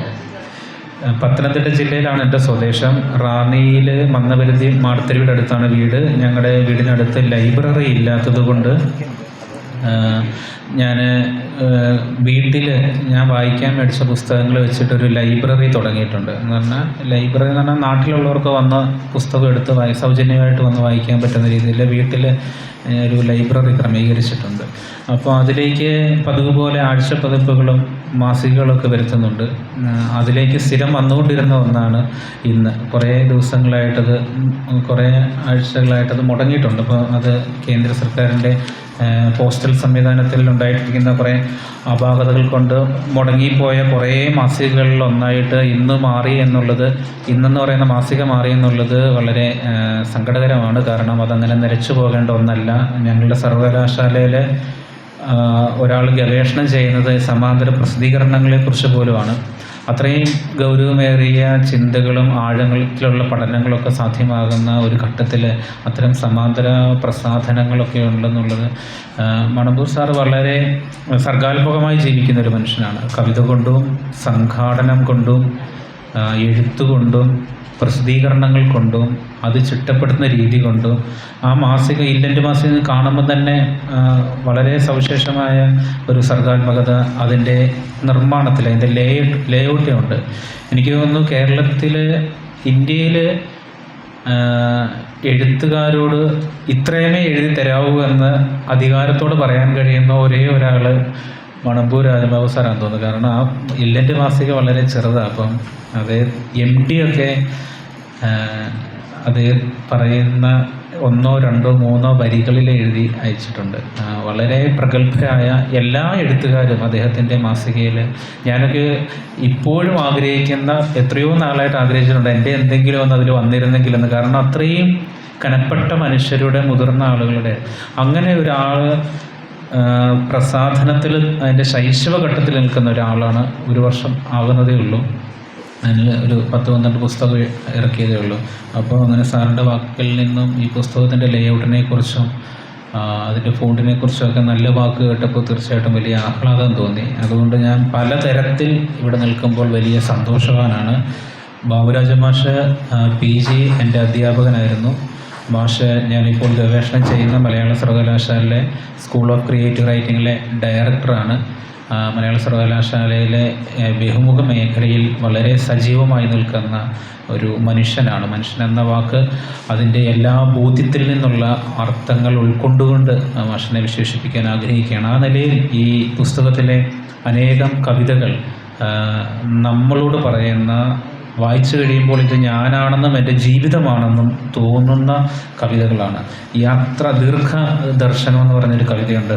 യാത്ര പുറപ്പെടുന്നതിന് മുൻപേ ഇൻസ്റ്റയിൽ, FBയിൽ, സ്റ്റാറ്റസിൽ പല പോസ്റ്റിലുള്ള ഫോട്ടോകളിട്ട് കോൾമേർ കൊണ്ട് നിങ്ങൾ കാണാൻ വേണ്ടിയാണല്ലോ, എനിക്ക് വേണ്ടിയല്ലല്ലോ ഞാൻ ഈ യാത്രയൊക്കെ കഷ്ടപ്പെട്ട് ബുദ്ധിമുട്ടി ചെയ്യുന്നത് എന്ന് പറയുന്നൊരു കവിതയുണ്ട്. കഴിഞ്ഞ ദിവസം ഞങ്ങൾ ക്യാമ്പസിൽ ഇരുന്നപ്പോൾ പെട്ടെന്ന് ബാബുരാജ മാഷിനെ എന്തോ കാര്യത്തിൽ സൈൻ വേണ്ടിയിട്ട് മാഷിപ്പോൾ എവിടെയാണെന്ന് ചോദിച്ചപ്പം കൂടിയിരുന്ന ആൾ പെട്ടെന്ന് പറഞ്ഞത് അത് മാഷിൻ്റെ സ്റ്റാറ്റസിൽ നോക്കിയാൽ മതിയല്ലോ. മാഷ് എവിടെ പോയാലും ഒരു ഫോട്ടോ എടുത്തിടും. എല്ലാ നിമിഷങ്ങളെ അടയാളപ്പെടുത്തുന്ന, ഞാനിവിടെ ജീവിച്ചിരുന്നു എന്ന് ഒരു ചെറിയ കൂവലിലൂടെയോ ഒരു തൂവലിൽ കുഴിച്ചിട്ടോ ഒരു വാക്ക് പറഞ്ഞിട്ടോ എല്ലാവരെയും കാണുമ്പോൾ ആർദ്രമായി പുഞ്ചിരിച്ചോ ഒന്ന് ഹസ്തദാനം ചെയ്തൊക്കെ കടന്നു പോകുന്ന ഈ മനുഷ്യൻ വലിയ മാതൃകയാണ്. മനുഷ്യരെന്ന നിലയിൽ നമ്മൾ ഉൾക്കൊള്ളേണ്ട, ബോധ്യപ്പെടേണ്ട അനേകം ചെറുതുകളെന്ന് നമ്മൾ കരുതുന്ന അനേകം നല്ല മാതൃകകളുടെ കൂടിയാണ്. ബഹുഭാഷ എന്ന് പറയുന്ന മാഷിൻ്റെ ഒരു കവിതയുണ്ട്. മാഷിൻ്റെ ഒരു ദേശീയ ബോധത്തെ, മതേതര ബോധത്തെ, ജെൻഡർ ന്യൂട്രലായിട്ട് മനുഷ്യരെ കാണുന്ന, ചേർത്ത് നിർത്തുന്ന ഒരു മനുഷ്യമുഖത്തെ കവിതയിൽ കാണുന്നുണ്ട്. ഒരു പക്ഷേങ്കിൽ നമ്മളെപ്പോഴും കാണുന്ന കാര്യങ്ങളൊക്കെ തന്നെയാണ്. നാട്ടിലെ പലചരക്ക് കടയിൽ ചെന്നാൽ ഹിന്ദിയിലും ബംഗാളിയിലും മണിപ്പൂരിയിലും ആസാമീസും ഇടകലർന്ന് ഒഴുകുന്നതറിയാം. തമിഴും തെലുങ്കും കന്നഡയും ഈ വഴിമറന്ന പോലെയാണ്. കച്ചവടക്കാരൻ അബൂക്ക ഇപ്പോൾ ബഹുഭാഷാ പണ്ഡിതനാണ്. എല്ലാ ഇന്ത്യക്കാരും പ്രതിജ്ഞയിൽ നിന്ന് ഇറങ്ങി വന്നിരിക്കുന്നു. എല്ലാ ഇന്ത്യക്കാരും പ്രതിജ്ഞയിൽ നിന്ന് ഇറങ്ങി വന്നിരിക്കുന്നു. ബഹുസ്വരതയുടെ സൗന്ദര്യം മറ്റെന്തിനുണ്ട്? നമ്മൾ പറഞ്ഞു പോകേണ്ട, നമ്മൾ എവിടെയെങ്കിലും പറയുമ്പോൾ കൈ നീട്ടി മുഷ്ടി ചുരുട്ടി പറയേണ്ടതൊന്നും മാത്രമല്ല പ്രതിജ്ഞ. അത് നമ്മളുടെ ജീവിതത്തിൽ ചേർത്ത് നിർത്തേണ്ട, മനുഷ്യനെ യാതൊന്നിൻ്റെയും പേരിൽ പാർശ്വവൽക്കരിച്ചോ മാറ്റി നിർത്തിയോ മുമ്പോട്ട് പോകേണ്ടവരല്ല എന്നുള്ള ബോധ്യം മാഷിൻ്റെ ജീവിതത്തിലുണ്ട്. പലരും ഇത് മണമ്പൂർ രാജബാബു സാർ ഇത് എന്നെക്കുറിച്ചാണെന്ന് പറഞ്ഞല്ലോ. എനിക്ക് ഈ കവിത പ്രസിദ്ധീകരിക്കുന്നതിന് വേണ്ടി കവിതകൾ പലയിടത്തും ഇത് ഞാനാണല്ലോ എന്ന് തോന്നി. പ്രിയപ്പെട്ടവരെ, നിങ്ങൾ ഈ പുസ്തകം തീർച്ചയായും വാങ്ങണം. ഇത് ഒരു പ്രസാധകൻ തന്ത്രപരമായിട്ട് വാങ്ങാൻ പറയുന്നതല്ല കേട്ടോ. ഇത് നമ്മളുടെ ജീവിതമാണ്, നമ്മൾ കടന്നു പോകുന്ന ഇടങ്ങളാണ്, നമ്മൾ എങ്ങനെ ആയിരിക്കണമെന്ന് നമ്മളെ ഓർമ്മപ്പെടുത്തുന്ന, നമ്മളെ മനുഷ്യനെന്ന പദത്തിൻ്റെ പരിപൂർണതയിലേക്ക് അടുപ്പിക്കുന്നതിന് വേണ്ടി സഹായിക്കുന്ന വളരെ ശക്തമായ ആശയങ്ങളെ വളരെ ലളിതമായി അവതരിപ്പിക്കുന്ന, ഒരു പുഴ പോലെ സംസാരം പോലെ വായിച്ചെടുക്കാൻ കഴിയുന്ന, അങ്ങനെ മാത്രം എഴുതുന്ന ഒരാളല്ല എന്ന് ഒരു ഭാഷാധ്യാപകൻ ഏതോ ഘട്ടത്തിൽ ചിന്തിച്ചതുകൊണ്ട് അത് വളരെ സാങ്കേതികമായിട്ട് എഴുതിയിരിക്കുന്നു. ഭാഷാവൃത്തത്തിൽ എഴുതുമ്പോൾ എപ്പോഴും സാങ്കേതികമായി എഴുതുക എന്ന് മാത്രമേ എനിക്ക് അടയാളപ്പെടുത്താൻ കഴിയത്തുള്ളൂ. അങ്ങനെയും എഴുതിയ കവിതകളുണ്ട്. അത് നല്ലതാണ്. അതിനെ ചൊല്ലി അവതരിപ്പിക്കാനും ഓർത്തിരിക്കാനും ഒക്കെയുള്ള അർത്ഥത്തിൽ നല്ലതാണ്. ആ നിലയിലുള്ള കവിതകളും ഇതിലുണ്ട്. അങ്ങനെ വളരെ സമൃദ്ധമായിട്ടുള്ള വർഷങ്ങൾ ഉൾക്കൊള്ളുന്ന കവിതകൾക്കുള്ള സമാഹാരമാണ് ആശാൻ്റെ മണ്ണിൽ. കവിതയുടെ ലേഔട്ട് ചെയ്തിരിക്കുന്നത് ഷിജീഷ് എന്ന് പറയുന്ന ബുക്ജിൻ പബ്ലിക്കേഷൻ്റെ ലേഔട്ടറാണ്. അദ്ദേഹമാണ് ഇതിൻ്റെ കവർ രൂപകൽപ്പന ചെയ്തിരിക്കുന്നത്. ഞങ്ങൾ ഈ മാഷിൻ്റെ പുസ്തകം ഞാൻ ഈ പുസ്തകം ഇവിടെ വന്നപ്പോൾ ഇവിടെ പുസ്തകപ്പുരയുണ്ട്. അപ്പോൾ ഇവിടുത്തെ കമൽ എന്ന് പറയുന്ന ഉദ്യോഗസ്ഥനോട് ഈ ബുക്ജിൻ പബ്ലിക്കേഷൻ്റെ പുസ്തകങ്ങളോട് ലഭ്യമാക്കുന്നതുമായി ബന്ധപ്പെട്ട് സംസാരിക്കുകയുണ്ടായി. അപ്പോൾ അദ്ദേഹം പറഞ്ഞത് കവിതയൊന്നും ഇക്കാലത്ത് ആരും വാങ്ങത്തൊന്നുമില്ല എന്ന് പറഞ്ഞു. അത് വ്യക്തിപരമായിട്ട് എനിക്ക് പറയുന്ന കാര്യമായി. കവിത ആളുകൾ വായിക്കുകയോ ചെയ്യുന്ന ഒരു കാലമല്ല. സാഹിത്യ ജനസിലെ നോവൽ ഏറ്റവും സജീവമായി ആഘോഷിക്കപ്പെടുകയോ സന്തോഷത്തോടെ കൊണ്ടാടപ്പെടുകയൊക്കെ ചെയ്യുന്ന ഒരു ജനസായിട്ട് പുതിയ കാലത്ത് തോന്നുന്നുണ്ട്. കവിത വ്യക്തിപരമായിട്ട് ഇഷ്ടപ്പെടുന്ന ഒരാളാണ് എന്ന് അടിവരയിട്ട് പറഞ്ഞുകൊണ്ട് ആ വാദം അവതരിപ്പിക്കുന്നത്. അപ്പോൾ പിന്നെ എന്തിനാണ് ബുക്ജിൻ പബ്ലിക്കേഷൻ ഇത് ബോധ്യമുണ്ടായിട്ട് എന്തുകൊണ്ടാണ് കവിതകളുടെ സമാഹാരം എടുത്തതെന്ന് ചോദിച്ചാൽ, ഈ പുസ്തകം പ്രസിദ്ധീകരിക്കുക എന്ന് പറയുന്നത് ഒരു രാഷ്ട്രീയ പ്രവർത്തനമാണ്. അതൊരു ഉത്തരവാദിത്തമായിട്ട് ഏറ്റെടുക്കുകയാണ്. കാരണം ഇതിൽ അത്തരം ചില ആശയങ്ങൾ സംവദിക്കപ്പെടുന്നുണ്ട്. അത് പുതിയ കാലത്തിനോട് പുതിയ രീതിയിൽ അവർക്ക് ബോധ്യമാകുന്ന രീതിയിൽ അവതരിപ്പിക്കുന്ന കവിതകളായതുകൊണ്ട് ഇതൊരു പബ്ലിക്കേഷൻ്റെ ഉത്തരവാദിത്തമായിട്ട് ഏറ്റെടുത്തിട്ടാണ് ഈ പുസ്തകം പ്രസിദ്ധീകരിക്കുന്നത്. ആ നിലയിൽ ഹൃദ്യതയുള്ള കവിതകളാണ് ഇതിൽ പൂർണ്ണമായിട്ടും ഉൾപ്പെടുത്തിയിരിക്കുന്നത്. ഇതിൽ മാഷ് തന്നപ്പോൾ ഇതിൽ കൂടുതൽ കവിതകളുണ്ടായിരുന്നു. മാഷ് തന്നെ കുറച്ച് കവിതകൾ ഇന്ന് എഡിറ്റ് ചെയ്ത് മാറ്റിയിട്ടുണ്ട്. ആ എഡിറ്റിങ്ങിൻ്റെ ജീവിതത്തിൽ തന്നെ വേണ്ട എഡിറ്റിങ്ങിനെ കുറിച്ച് മാഷ് സമയത്തിൻ്റെ കുറവുകൊണ്ട് അതിലേക്ക് കടക്കുന്നില്ല. അങ്ങനെ ഒരു കവിതയും മാഷ് എഴുതിയിട്ടുണ്ട്. ഒരു ക്രിയേറ്റീവ് റൈറ്റിംഗ് സ്കൂളിൽ, സാഹിത്യ രചനാ സ്കൂളിലെ അധ്യാപകൻ എന്ന നിലയിൽ അതിൽ എഴുത്തിൽ പുലർത്തേണ്ട ജാഗ്രതയെക്കുറിച്ച്, ജീവിതത്തിൽ പുലർത്തേണ്ട എഡിറ്റിങ്ങിനെക്കുറിച്ചൊക്കെ നല്ല ബോധ്യമുള്ള, ആ ബോധ്യങ്ങളെ വളരെ ലളിതമായി അവതരിപ്പിച്ച ഒരു പുസ്തകം പ്രസിദ്ധീകരിക്കാൻ കഴിഞ്ഞതിൽ അത്യധികമായ ആഹ്ലാദമുണ്ട്. വളരെ സമ്പന്നമായിട്ടുള്ള, ഹൃദ്യമായിട്ടുള്ള ഒരു വേദിയായിരുന്നു. സ്വാഗതം പറഞ്ഞ ഹംനയും ഭരതമാഷിൻ്റെ സാന്നിധ്യവും മണമ്പൂർ രാജബാബു മാഷിൻ്റെ സാന്നിധ്യമൊക്കെ എന്നെ സംബന്ധിച്ച് വലിയ ആഹ്ലാദമുണ്ട്. അതേപോലെ തന്നെ സുഹറ ടീച്ചർ ഞങ്ങളുടെ ഇപ്പം വിദ്യാർത്ഥിയാണ്. ഇത്ര സീനിയറായിട്ടുള്ള ആളുകളൊക്കെ ഞങ്ങൾ ക്യാമ്പസിൽ ഇപ്പോൾ പഠിക്കുന്നു. ഞങ്ങൾ ഒരുമിച്ച് ഒരേ സമയത്ത് ക്യാമ്പസ് കാലഘട്ടത്തിലൂടെ കടന്നുപോയി എന്നൊക്കെ പറയുമ്പോൾ സവിശേഷമായ ആഹ്ലാദമാണ്. അതേപോലെ പ്രദീപേട്ടൻ പുസ്തക പരിചയം നടത്തി ബുക്ജിൻ പബ്ലിക്കേഷൻ്റെ പ്രൂഫ് റീഡറും കൂടാണ് അദ്ദേഹം. വളരെ ഗൗരവമായ പുസ്തകത്തിൻ്റെ വശങ്ങളെക്കുറിച്ച് അദ്ദേഹം നമ്മളോട് സംവദിച്ചു. ശ്രീജി ടീച്ചറിൻ്റെ ഒരു പുസ്തകം ബുക്ജിൻ പബ്ലിക്കേഷനാണ് പ്രസിദ്ധീകരിച്ചത്. ടീച്ചറിൻ്റെ സാന്നിധ്യം, ടീച്ചർ സ്വാഭാവികമായിട്ട് ഈ പുസ്തകത്തിന് ബാബുരാജൻ മാഷ് നൽകുകയാണെങ്കിൽ മാഷിൻ്റെ സ്ത്രീപക്ഷ കവിതകൾ എന്ന് പറയുന്ന ഒരു പുസ്തകം ഇറക്കണമെന്ന് ഞാനിപ്പോൾ ഇവിടെ ഇരുന്ന് ആലോചിക്കുകയാണ്. കാരണം മാഷിൻ്റെ മുൻപുള്ള കവിതാ സമാഹാരങ്ങളിലും അത്തരം ചില കവിതകളുണ്ട് കേട്ടോ. അത് വലിയൊരു കൺസേണാണ്. മുൻപ് ഇവിടെ സംസാരിച്ച ആൾ സൂചിപ്പിച്ചതുപോലെ അത് മനുഷ്യപക്ഷത്തോട് ചേർന്ന് നിൽക്കുന്നതിൻ്റെ വലിയൊരു സൂചനയാണ്. പുതിയ കാലത്ത് അതിനൊരു രാഷ്ട്രീയമുണ്ട്, അതിനൊരു ഇടമുണ്ട്. ആ ഇടം തീർച്ചയായിട്ടും ഒരു ഉത്തരവാദിത്വം തന്നെയാണ്. അതുകൊണ്ട് ബുക്ജിൻ പബ്ലിക്കേഷന് നൽകിയില്ലെങ്കിലും മാഷിൻ്റെ സ്ത്രീപക്ഷ കവിതകളുടെ ഒരു പുസ്തകം, അത്തരത്തിൽ കവിതകളുടെ ഒരു കളക്ഷൻ നടത്തണമെന്നുള്ള അഭ്യർത്ഥനയും കൂടെ ഈ സമയത്ത് വളരെ സ്നേഹത്തോടെ നടത്തുകയാണ്. അതേപോലെ നമ്മളുടെ ക്ഷണം സ്വീകരിച്ചെത്താനിരുന്ന UA മജീദ് എത്തിയിട്ടില്ല. അപ്പോൾ അദ്ദേഹത്തിൻ്റെ അസാന്നിധ്യത്തിലും അദ്ദേഹത്തിൻ്റെ സ്നേഹത്തെ സന്തോഷത്തോടെ ഓർക്കുന്നു. എന്തുകൊണ്ടും വളരെ ഹൃദ്യമായിട്ടുള്ള ഒരു പ്രസാധകനെ സംബന്ധിച്ച് വളരെ ആഹ്ലാദകരമായിട്ടുള്ള, വളരെ സന്തോഷമുള്ള, ഇത്രയും സന്തോഷത്തിലാണ് നമ്മളിവിടെ ഇരുന്നത്. ഓരോ മനുഷ്യനും ആ സന്തോഷത്തിൻ്റെ ഒരു ഇരച്ചിൽ ഇങ്ങനെ അനുഭവിക്കുന്നുണ്ട്. അത്രയും ഹൃദ്യമായിട്ടുള്ള ഒരു ചടങ്ങിൽ സാക്ഷിയാകാൻ കഴിഞ്ഞതിൽ ബാബുരാജൻ മാഷിൻ്റെ കവിതകൾ ബുക്ജിൻ പബ്ലിക്കേഷന് നൽകിയതിലുള്ള കടപ്പാട് വളരെ ഹൃദ്യതയോടെ അറിയിക്കുന്നു. ഇനിയേറെ മാഷ് സാധാരണ ഒരാളൊരു പുസ്തകം എഴുതി കഴിഞ്ഞ് കുറേ ഗ്യാപ്പ് വരും. പക്ഷേ മാഷ് എനിക്ക് പുസ്തകം തരുമ്പോഴും അതിൻ്റെ പ്രൂഫ് കൊടുക്കുന്ന ദിവസവും മാഷിൻ്റെ സ്റ്റാറ്റസിൽ പുതിയ കവിതകൾ കാണുന്നുണ്ട്. അത് പ്രസിദ്ധീകരിക്കുന്ന ദിവസം അനൗൺസ് ചെയ്യുമ്പോഴും മാഷിൻ്റെ സ്റ്റാറ്റസിൽ കാണുന്നുണ്ട്. എന്തിനേറെ ഇന്ന് പുതിയ കവിതകൾ മാഷിൻ്റെ സ്റ്റാറ്റസിലുണ്ട്.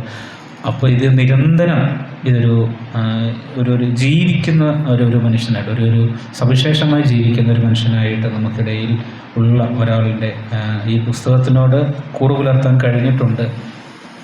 ചെറിയ പാളിച്ചകളൊക്കെ ഏതെങ്കിലും ഘട്ടത്തിലൊക്കെ ഉണ്ടായിട്ടുണ്ടാവും. അത് പ്രസാധനത്തിൻ്റെ ശൈശവ ഘട്ടത്തിലായതുകൊണ്ട് ബോധ്യപ്പെട്ട് തിരുത്തി മുമ്പോട്ട് പോകും. എല്ലാ നല്ല വാക്കുകൾക്കും അതിലേറെ ഇത്രയും ഹൃദ്യമായ ആഹ്ലാദത്തിൻ്റെ പരകൂടിയിലെത്തുന്ന നിമിഷങ്ങൾ സമ്മാനിക്കുന്നതിന് അവസരമുണ്ടായ ബാബുരാജൻ മാഷിനോടുള്ള നന്ദി അറിയിച്ചുകൊണ്ട് മണമ്പൂർ രാജൻബാബു മാഷ് പറഞ്ഞിട്ടുള്ള പുസ്തകത്തിൻ്റെയും എഴുത്തുകാരൻ്റെയും പേര് കവറിൻ്റെ മുകളിൽ കൊടുക്കണമെന്ന് പറയുന്ന വളരെ ഹൃദ്യമായിട്ടുള്ള വളരെ നല്ലൊരു ആശയമാണത്. അത് തീർച്ചയായിട്ടും പബ്ലിക്കേഷൻ ശ്രദ്ധിക്കുന്നതായിരിക്കും. ഇനി മുതലുള്ള പുസ്തകത്തിൽ അത്തരം കാര്യങ്ങളിൽ നല്ല ജാഗ്രത ഉണ്ടായിരിക്കും. അത്തരം നല്ല ആശയങ്ങൾ ഇങ്ങനെ ഏതെങ്കിലും ഘട്ടത്തിൽ തോന്നിയാൽ അപ്പോഴേ നമ്പറിൽ വിളിച്ച് പറയുക. ശാസനയായിട്ടോ സ്നേഹത്തോടെയോ എങ്ങനെ പറഞ്ഞാലും അതിനെ മനസ്സിലാക്കാൻ വേണ്ടി കഴിയുന്നു. അതിലുള്ള പ്രത്യേകം നന്ദി അറിയിച്ചുകൊണ്ട് അത്തരം കാര്യങ്ങളിലുള്ള ശ്രദ്ധയും ഇനിയും ഉണ്ടാകുമെന്ന് അറിയിച്ചുകൊണ്ട്, കുറേ വിദ്യാർത്ഥികളുണ്ടായിരുന്നു. അവർ ദൂരെ നിന്ന് വന്നവരാണ്. അവർക്ക് പോകേണ്ടത് കൊണ്ട് പോയി. വളരെ സന്തോഷത്തോടെ സ്നേഹത്തോടെ അവരെ ഓർക്കുന്നു. വളരെ വൈകിയും ഇവിടെ ഇരിക്കുന്ന വളരെ പ്രിയപ്പെട്ട ഒരുപാട് മനുഷ്യർ ഉണ്ട്. ആരുടെയും പേരെടുത്ത് പറയുന്നില്ല. എല്ലാവരും വ്യക്തിപരമായിട്ട് അറിയുന്നവരാണ്. എല്ലാവരുടെയും സാന്നിധ്യത്തെ ഹൃദയത്തിൽ ചേർത്തെടുക്കണം. ഔദ്യോഗികമായി നന്ദി പറയുന്നില്ല. ഈ പുസ്തകം തീർച്ചയായും വായിക്കപ്പെടേണ്ടത് കാലഘട്ടത്തിൻ്റെ ആവശ്യമാണ്. നമുക്ക് മനുഷ്യനെന്ന നമ്മളെ പൂർണ്ണതയിലെത്തിക്കുന്നതിന് വേണ്ടി സഹായിക്കുന്ന ഒരു കനപ്പെട്ട സംഭാവനയായിട്ട് ഉള്ളൊരു പുസ്തകമാണിത്. ഇത് നിങ്ങളുടെ പ്രിയപ്പെട്ട ഒരാൾക്ക് സമ്മാനിക്കാൻ കഴിയുന്ന ഒരു പുസ്തകമാണ്. നിങ്ങളുടെ അച്ഛന് നിങ്ങൾക്ക് സമ്മാനിക്കാൻ കഴിയും, നിങ്ങളുടെ അമ്മയ്ക്ക് സമ്മാനിക്കാൻ കഴിയും, നിങ്ങളുടെ സഹോദരിക്കും സഹോദരനും നിങ്ങളുടെ വിദ്യാർത്ഥിക്കും നിങ്ങളുടെ ഭാര്യയ്ക്കും മനുഷ്യരായിട്ടുള്ള ആർക്കും സമ്മാനിക്കാൻ കഴിയുന്ന പുസ്തകമാണ്. കാരണം എല്ലാ മനുഷ്യരെയും ഇതിൽ അടയാളപ്പെടുത്തിയിട്ടുണ്ട് എന്നുള്ളത് കൊണ്ടാണ്. ഇത് കിട്ടുന്ന എല്ലാവരും ഇതെന്നെക്കുറിച്ച് പറഞ്ഞിരിക്കുന്ന, എൻ്റെ പ്രണയത്തെക്കുറിച്ച് പറഞ്ഞിരിക്കുന്ന, എൻ്റെ ആവലാതികളെക്കുറിച്ച്, എൻ്റെ വ്യഥയെക്കുറിച്ച് പറഞ്ഞിരിക്കുന്ന, എൻ്റെ ജീവിതത്തെക്കുറിച്ച് പറഞ്ഞിരിക്കുന്ന തോന്നുന്ന പുസ്തകമാണ്, അനുഭവപ്പെടുന്ന പുസ്തകമാണ്. ആ നിലയിലുള്ള ഈ പുസ്തകത്തിന് ഹൃദയത്തിൻ്റെ ഭാഷയിൽ ആശംസകൾ നേരുന്നു. ഈ ചടങ്ങിന് എല്ലാവിധ ആശംസകളും അറിയിക്കുന്നു. നന്ദി. ആശാന്റെ മണ്ണിൽ എന്ന പുസ്തകത്തിന്റെ രചയിതാവ് ശ്രീ ബാബുരാജൻ നരൂരിനാടിയെ മറുമൊഴിക്കാൻ ക്ഷണിക്കുന്നു.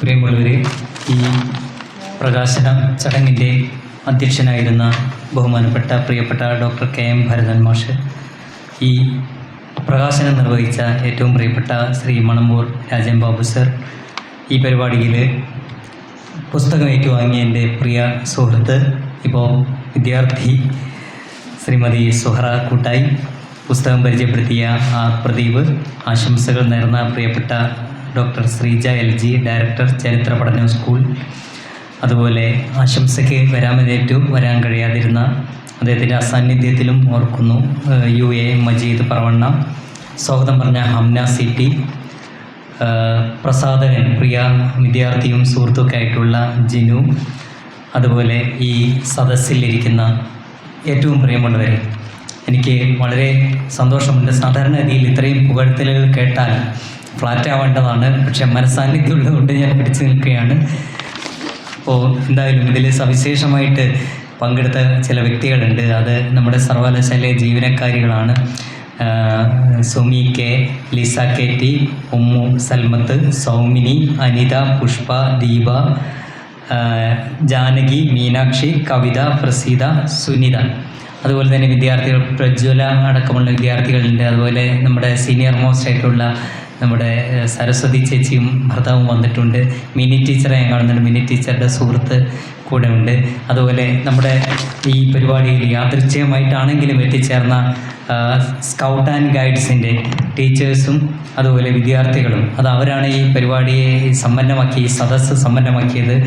അവർ TIC പയ്യനങ്ങാടി സ്കൂളിലെ കുട്ടികളാണ്. അവർക്ക് പിന്നെ പരിമിതിയ സമയത്തിൻ്റെ പ്രശ്നങ്ങളുണ്ട് അവർ തിരിച്ചു പോയത്. അപ്പോൾ എന്തായാലും വളരെ സന്തോഷമുണ്ട്.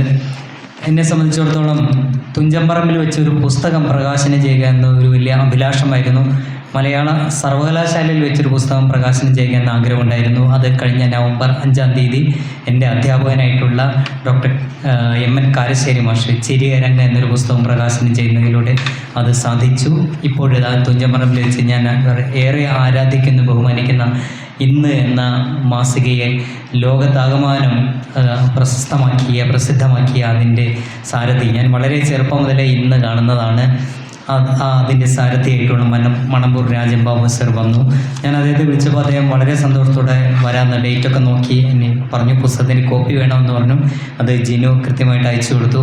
ഇതിൽ വലിയൊരു കടപ്പാടുള്ള ജിനുവിനോടാണ്. കാരണം എന്താ വെച്ചാൽ ഇതിൻ്റെ പ്രസാധനം, ഇതിൻ്റെ പ്രകാശനം ഇന്ന ഡേറ്റിന് വേണമെന്ന്. കാരണം ഇതിൻ്റെ പ്രൂഫ് നോക്കാൻ തന്നിട്ട് അവതാരികയായിട്ട് കുറേ കാലമായി സുഷമ ടീച്ചറാണ് പ്രത്യേകിച്ച്. അത് ഞാൻ ഒരിക്കലും മറക്കാൻ പാടില്ല. ടീച്ചറെ ക്ഷണിച്ചിരുന്നു. നമ്മുടെ മുൻ VC ഡോക്ടർ L സുഷമ ടീച്ചറാണ് ഈ പുസ്തകത്തിന് അവതാരിക രചിച്ചത്. ടീച്ചർ സ്ഥലത്തില്ല, അല്ലെങ്കിൽ ടീച്ചർ വരുമായിരുന്നു. അവതാരിക തന്നു, കവിതകളും എല്ലാം TTP ചെയ്തു. എന്നിട്ടും എൻ്റെ തിരക്കുകൾ കൊണ്ടോ ആലസ്യം കൊണ്ടോ അലസത കൊണ്ടോ അത് കുറേ നീണ്ടുപോയി. അപ്പോൾ ജിനു പറഞ്ഞു, ഇനി അങ്ങനെ വിട്ടാൽ പറ്റില്ല, പക്ഷേ ഒരു ഡേറ്റ് പറയൂ, എവിടെ വെച്ച് പ്രകാശനം ചെയ്യണം. അങ്ങനെ വളരെ എന്താ പറയുക കണിശമായിട്ട് തന്നെ എൻ്റെ പിന്നാലാണെന്ന് പറഞ്ഞു. നമുക്ക് തുഞ്ചൻപറമ്പിൽ ഒന്ന് ചോദിക്കാം എന്ന് പറഞ്ഞു. ഇവിടെ വന്ന് കമൽനാഥനോട് സംസാരിച്ച് ഒരു ഡേറ്റ് 22 എന്നൊരു ഡേറ്റ് വെച്ചു. അപ്പോൾ പിന്നെ എല്ലാം വേഗത്തിലായിരുന്നു. ജിനു അതിനു വേണ്ട എല്ലാ ഒരുക്കങ്ങളും നടത്തി നന്നായിട്ടൊരു കവർ ചെയ്തു. അതുപോലെ തന്നെ ലേ ഔട്ട് ചെയ്തു. വളരെ സൂക്ഷ്മമായിട്ടാണ് ഓരോന്നും ചെയ്തത്. പിന്നെ ആളുകളെ ക്ഷണിക്കേണ്ട കാര്യത്തെ സംബന്ധിച്ച് ആരെല്ലാം അതിൽ പങ്കെടുക്കണം, ബാനറൊക്കെ ജിനു തന്നെയാണ് ചെയ്തത്. എല്ലാം നമ്മൾ ഈ A to Z എന്നൊക്കെ പറയില്ല, അങ്ങനെ എല്ലാ കാര്യങ്ങളും ജിനു തന്നെയാണ് അതിൽ ചെയ്തത്. അപ്പോൾ അതിൽ വലിയൊരു സ്നേഹവും കടപ്പാടും നന്ദിയൊക്കെ ഉണ്ട്. എനിക്ക് ഈ കവിതയുടെ ഒരു അസുഖം തുടങ്ങിയത് ഒരു 10-12 വർഷം മുമ്പാണ്. അതിനു മുമ്പ് ഞാൻ ചെറുകഥയായിരുന്നു എഴുതിയിരുന്നത്, ലേഖനങ്ങൾ എഴുതാറുണ്ട്. പിന്നെ ഈ കവിതയിലേക്ക് വരാൻ കാരണം ചെറുകഥയിലും നോവലിലും ലേഖനങ്ങളിലും ഒന്നും ആവിഷ്കരിക്കാൻ പറ്റാത്ത പല ഭാവങ്ങളും വികാരങ്ങളും ഒക്കെ കവിതയിൽ നമുക്ക് പറയാൻ പറ്റും. ഇപ്പോൾ ഈ അടുത്തിടെ നടന്ന ഒരു സംഭവം എന്നെ വളരെ വേദനിപ്പിച്ചൊരു സംഭവം. എൻ്റെ വീട്ടിലുണ്ടായിരുന്ന ഒരു പ്ലാവ് അതിർത്തിയിലാണ്. ആ പ്ലാവ് എത്രയോ വർഷമായിട്ട് ഞാൻ ആ വീട് വാങ്ങിച്ചതിന് ശേഷം 10-15-18 വർഷത്തോളം ആ പ്ലാവുണ്ട്. അതിൽ ചക്കൊക്കെ ഞങ്ങൾ ഉപയോഗിക്കുകയും ചെയ്യുന്നുണ്ട്. അയൽവാസിയായിട്ടുള്ള ഒരു കക്ഷി അയാൾ പറഞ്ഞു, ഈ പ്ലാവിൻ്റെ ഇലകൾ ഞങ്ങളെ പറമ്പിലേക്ക് വേണ്ടി വലിയ പ്രശ്നമുണ്ട്, അത് ഭയങ്കര ശല്യമായിട്ടുണ്ട് എന്നൊക്കെ പറഞ്ഞിട്ട് കുറച്ചതായിട്ട് സംസാരിച്ചു. ഞാൻ പറഞ്ഞു, ഇത് മരങ്ങളല്ലേ, നമുക്ക് എന്താ ചെയ്യുമ്പോൾ കാറ്റടിച്ചാൽ മരങ്ങളുടെ ഇലകൾ അങ്ങോട്ടൊക്കെ വീഴും, എന്തായാലും നിങ്ങൾക്ക് ബുദ്ധിമുട്ടില്ലാതെ നോക്കാം എന്ന് പറഞ്ഞിട്ട് ഞാനത് ഒരാളെ കൊണ്ടുവന്ന് മുറിച്ച് മാറ്റി. അതെനിക്ക് വളരെ പ്രയാസം തോന്നി. ഞാൻ മാപ്പ് എന്ന് പറഞ്ഞാൽ അതേക്കുറിച്ചൊരു കവിത തന്നെ എഴുതി. കാരണം ഈ ഇല പൊഴിക്കുക എന്ന് പറഞ്ഞാൽ സ്വാഭാവികമായൊരു പ്രക്രിയയാണ്, മഴ പെയ്യുക സ്വാഭാവികമായ പ്രക്രിയയാണ്. അപ്പോൾ എൻ്റെ പറമ്പിൽ മഴ വീഴുന്നുണ്ട് പറഞ്ഞാൽ മഴ നിരോധിക്കാൻ പറ്റുമോ? ഇല്ല, അദ്ദേഹത്തിൻ്റെ ഒരു വിവരക്കേട് കൊണ്ടായിരിക്കാം. പക്ഷെ നമ്മൾ കാരണം ഒരാൾക്കൊരു ദോഷം ഉണ്ടാവണ്ടെന്ന് വെച്ചാൽ അത് വിട്ടിക്കളഞ്ഞു. അപ്പോൾ അതിലെനിക്ക് വലിയ പ്രയാസമുണ്ടായിരുന്നു. ഞാൻ പറഞ്ഞു, ഇങ്ങനെ ജീവിതത്തിൽ പല സംഭവങ്ങളും, നിത്യ ജീവിതത്തിലെ പല സംഭവങ്ങളും അതിനെക്കുറിച്ച് ഇങ്ങനെ ഓർക്കും നടക്കുമ്പോഴും. ഇപ്പോൾ സാർ നേരത്തെ പറഞ്ഞു, ഈ ബസ്സിൽ തൂങ്ങി നിൽക്കുമ്പോൾ കവിത വന്നപ്പോൾ എഴുതാൻ ഒരു പേപ്പറില്ലാതെയും പേനയില്ലാതെ പോയി. ഇപ്പോൾ ഈ മൊബൈൽ എന്ന് പറയുന്നത് വലിയൊരു സൗകര്യമാണ്. നമുക്ക് പ്രത്യേകിച്ചും ടച്ച് സ്ക്രീൻ ആകുമ്പോൾ നമുക്ക് ഈ ഗൂഗിൾ ഹാൻഡ് റൈറ്റിംഗ് എന്ന സംവിധാനമുണ്ട്, അതുപയോഗിച്ച് ഇങ്ങനെ എഴുതും. അങ്ങനെയാണ് എൻ്റെ ഈ കഴിഞ്ഞ 5 പുസ്തകങ്ങൾ 4 പുസ്തകവും അങ്ങനെയാണ്. ഇതെല്ലാം ഞാൻ എന്ന പുസ്തകമാണ് ആദ്യത്തെ കവിതാ സമാഹാരം. അത് നമ്മുടെ അനിൽ വള്ളത്തോൾ സാറാണ് പ്രകാശനം ചെയ്തത്. ലൈബ്രറി കൗൺസിലിൻ്റെ പുസ്തകോത്സവത്തിൽ വെച്ചാണ്. പിന്നീട് അതിനുശേഷമാണ് വിനോദയാത്ര എന്ന ഒരു കവിതാ സമാഹാരം, അത് KN കുഞ്ഞഹമ്മദ് സാർ വീരാൻകുട്ടി മാഷാണ് പ്രകാശനം ചെയ്തത്. പിന്നെ മനുഷ്യേതര കഥാപാത്രങ്ങൾ ആധുനിക മലയാള കവിതയിൽ ഒരു പഠനമാണ്, MPhil പഠനം തന്നെയാണ്, അത് KN കുഞ്ഞഹമ്മദ് സാർ പ്രകാശനം ചെയ്തു. പിന്നെ ചിരിയരങ്ങ് ഞാൻ പറഞ്ഞു കാരശ്ശേരി മാഷ്, ഇതിപ്പോൾ ഈ പുസ്തകം ആശാൻ്റെ മണ്ണിൽ മണമ്പൂർ സാറും പ്രകാശനം ചെയ്തു. ഞാൻ പറഞ്ഞു വന്നത് ഇങ്ങനെ ചില നിമിഷങ്ങൾ വൃത്തത്തിൽ കവിത എഴുതാൻ പറ്റും, പക്ഷെ അതിൻ്റെ ഒരു പ്രശ്നം എന്താ വെച്ചാൽ അത് കുറച്ചൊരു കൃത്രിമമാകും എന്ന് എനിക്ക് തോന്നി. അതിൻ്റെ താളം, അക്ഷരങ്ങളുടെ എണ്ണം ഒക്കെ നമ്മൾ പാലിച്ചു വരുമ്പോൾ നമ്മൾ ഉദ്ദേശിച്ച ചില കാര്യങ്ങൾ എഴുതാൻ പറ്റില്ല. അപ്പം നമുക്ക് നല്ല സ്വാതന്ത്ര്യം കിട്ടുന്നത് എനിക്ക് തോന്നുന്നത് മുക്ത ഛന്ദസ്സിൽ, അതായത് ഈ വൃത്തമില്ലാത്ത രീതിയിൽ നമുക്ക് എഴുതാൻ പറ്റുന്നതാണ്. അങ്ങനെയാണ് എൻ്റെ പല കവിതകളും ഉള്ളത്. പക്ഷെ അത് എത്രമാത്രം സ്വീകാര്യമാണ് എന്നതൊരു പ്രശ്നമാണ്. പക്ഷേ ഈ പത്രാധിപന്മാരോ അല്ലെങ്കിൽ ഇതിൻ്റെയൊക്കെ ആളുകൾ ഇപ്പോഴും ആ പാരമ്പര്യവാദികളാണെങ്കിൽ ഇങ്ങനെയുള്ള കവിതകളൊന്നും ആരും സ്വീകരിക്കില്ല. പക്ഷെ ഞാൻ വിചാരിക്കുന്ന ഇപ്പോൾ മാതൃഭൂമി ആഴ്ചപ്പതിപ്പിലും മറ്റുമൊക്കെ വരുന്നത് ഇങ്ങനെയുള്ള മുക്ത ഛന്ദസ്സിലുള്ള കവിതകൾ തന്നെയാണ്. അവർക്ക് നമ്മുടെ കൽപ്പറ്റ നാരായണ മാഷായാലും മറ്റും പലരും എഴുതുന്ന കവിതകൾ അങ്ങനെ തന്നെയാണ്. അപ്പോൾ ആ കവിതയ്ക്കും കവിത എന്ന് പറയുന്നത് നമുക്ക് പിന്നെ ജോൺ ബർജറിൻ്റെ ഒരു വാക്യം സുനിൽ മാഷ് എപ്പോഴും ഉദ്ധരിക്കാറുണ്ട്, മറ്റ് യാതൊരു തരത്തിലും നമുക്ക് ആവിഷ്കരിക്കാൻ പറ്റാത്ത കാര്യങ്ങളാണ് കവിതയായിട്ട് മാറുന്നത്. അങ്ങനെയുള്ളതാണ് എൻ്റെ കവിത എന്ന് വിചാരിക്കുന്നു. ഇത് കുറ്റമറ്റതല്ല, ഇതിൽ പ്രശ്നങ്ങളുണ്ട്. അപ്പോൾ ഇവിടെ പറഞ്ഞ കാര്യങ്ങളൊക്കെ ഉൾക്കൊണ്ടുകൊണ്ട് ഇനിയും എഴുത്തിൻ്റെ മേഖലയിൽ തന്നെ തുടരാൻ തന്നെ ഉദ്ദേശിക്കുന്നുണ്ട്. പറ്റുന്നത്ര എഴുതുക, അതുപോലെ വായിക്കുക, പിന്നെ ഇതുപോലുള്ള കൂട്ടായ്മകൾ, സാംസ്കാരിക കൂട്ടായ്മകളിലൊക്കെ പങ്കെടുക്കുക എന്നത് സന്തോഷമാണ്. അപ്പോൾ ഞാൻ നേരത്തെ പറഞ്ഞ കവിത ഇതാണ്, മാപ്പ് എന്നാണ് കവിത. നിന്നിലകൾ പറമ്പിലേക്ക് വീഴുന്നെന്ന അയൽക്കാരൻ്റെ പരാതി കേട്ടയ്യോ, സഹിക്കാഞ്ഞിട്ടടിയോടെ വെട്ടിമുറിച്ചല്ലോ പ്രിയ പ്ലാവേ നിർദ്ദയം നിന്നെ ഞാൻ. സ്വപ്ന ടീച്ചറെ മറന്നു, സോറി, ക്ഷമിക്കണം. നമ്മൾ ഈ ചടങ്ങിൽ doctor Smitha K Nair teacher വന്നിട്ടുണ്ട്, സ്വപ്ന ടീച്ചർ വന്നു. അപ്പോൾ അതിലൊക്കെ വളരെ സന്തോഷമുണ്ട്. ഇന്നിപ്പോൾ ഈ അവധി ആയതുകൊണ്ടാണ്, ശനിയാഴ്ച ആയതുകൊണ്ടായിരിക്കാം പല അധ്യാപകർക്കും വരാൻ കഴിയാത്തതിലൊക്കെ അവരൊക്കെ എന്നെ വിളിച്ച് പറഞ്ഞിട്ട് വരാൻ പറ്റാത്തതിലൊക്കെ പ്രയാസം അറിയിച്ചിട്ടുണ്ട്. മറ്റൊരു കവിത ഈ ദുഷ്ടൻ എന്ന് പറയുന്നത് ഞാൻ എന്നെ പറ്റി തന്നെ എഴുതിയാണ്. നമ്മൾ ആളുകൾ അസുഖമായി കിടക്കുമ്പോൾ ഒന്നും പോയി നിൽക്കില്ല, പോയി നോക്കില്ല, അവിടെ സന്ദർശിക്കില്ല, ആശുപത്രിയിൽ പോകില്ല, അവരെ വീട്ടിൽ പോകില്ല. പക്ഷേ മരിച്ചു കഴിഞ്ഞാൽ നമ്മൾ എന്ത് തിരക്കുണ്ടെങ്കിലും അതൊക്കെ മാറ്റി വെച്ച് അവിടെ പോകും. അപ്പോൾ അങ്ങനെ ഒരു അനുഭവം എനിക്കുണ്ടായി, പലപ്പോഴും ഉണ്ടായിട്ടുണ്ട്. അതേക്കുറിച്ച് ആലോചിച്ച് എഴുതിയാണ്. ദുഷ്ടൻ ഒഴികഴിവുകളാൽ പോകേണ്ടടുത്ത് സമയത്തിനെത്താതെ എല്ലാം കഴിഞ്ഞെത്തുന്ന ഒരു ദുഷ്ടനെ മുഖക്കണ്ണാടിയിൽ കണ്ട് ശപിച്ചു ഞാൻ. ആ മുഖക്കണ്ണാടിയിൽ കണ്ട എന്നെ തന്നെയാണ്. അദ്ദേഹം അല്ലെങ്കിൽ അവർ ജീവിച്ചിരുന്ന കാലത്ത് അവശയായ സമയത്തൊന്നും പോകാൻ നമ്മുടെ പല തിരക്കുകൾ കൊണ്ട് പോയില്ല. എന്നിട്ട് മരിച്ചു കഴിയുമ്പോൾ നമ്മൾ ആ തിരക്കൊക്കെ മാറ്റി വെച്ച് പോയില്ലേ, എന്ത് കാര്യം? അപ്പോൾ നമ്മൾ ജീവിതത്തിൽ ചെയ്യേണ്ട ഒരു കാര്യം, ഒരാൾ കിടക്കുമ്പോൾ അയാളെ പോയി കാണുക, സാന്ത്വന വാക്കുകൾ പറയുക, സ്നേഹം ചൊല്ലുക. അല്ലാതെ മരിച്ചു കഴിഞ്ഞിട്ട് വെള്ളം കൊടുക്കുക, ഞാനത് ചെയ്യാറില്ല. എൻ്റെ അച്ഛമ്മ മരിച്ചപ്പോൾ എല്ലാവരും ഇങ്ങനെ വെള്ളം കൊടുക്കുന്ന ചടങ്ങ്, ഞാനതിൽ നിന്ന് വിട്ടു നിന്നു. നമസ്കരിക്കുക, അല്ലെങ്കിൽ ഒന്ന് തൊട്ട് നിറവിൽ വെക്കുക, അല്ലാതെ ഈ മരിച്ച ആൾക്ക് വെള്ളം കൊടുക്കേണ്ട ഒരു ആവശ്യമില്ല.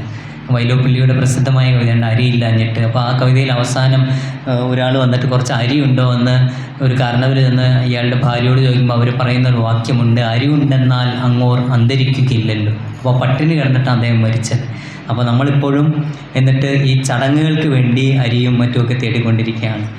അതുപോലെ പിന്നെ മറ്റൊരു കവിത, ഇതൊക്കെ എൻ്റെ ജിനു നേരത്തെ പറഞ്ഞ സ്റ്റാറ്റസിൽ ഞാൻ എഴുതിയിടുന്ന കവിതകളാണ്. ഇത് ഇന്നലെ ഓർത്ത ഒരു കവിതയാണ്.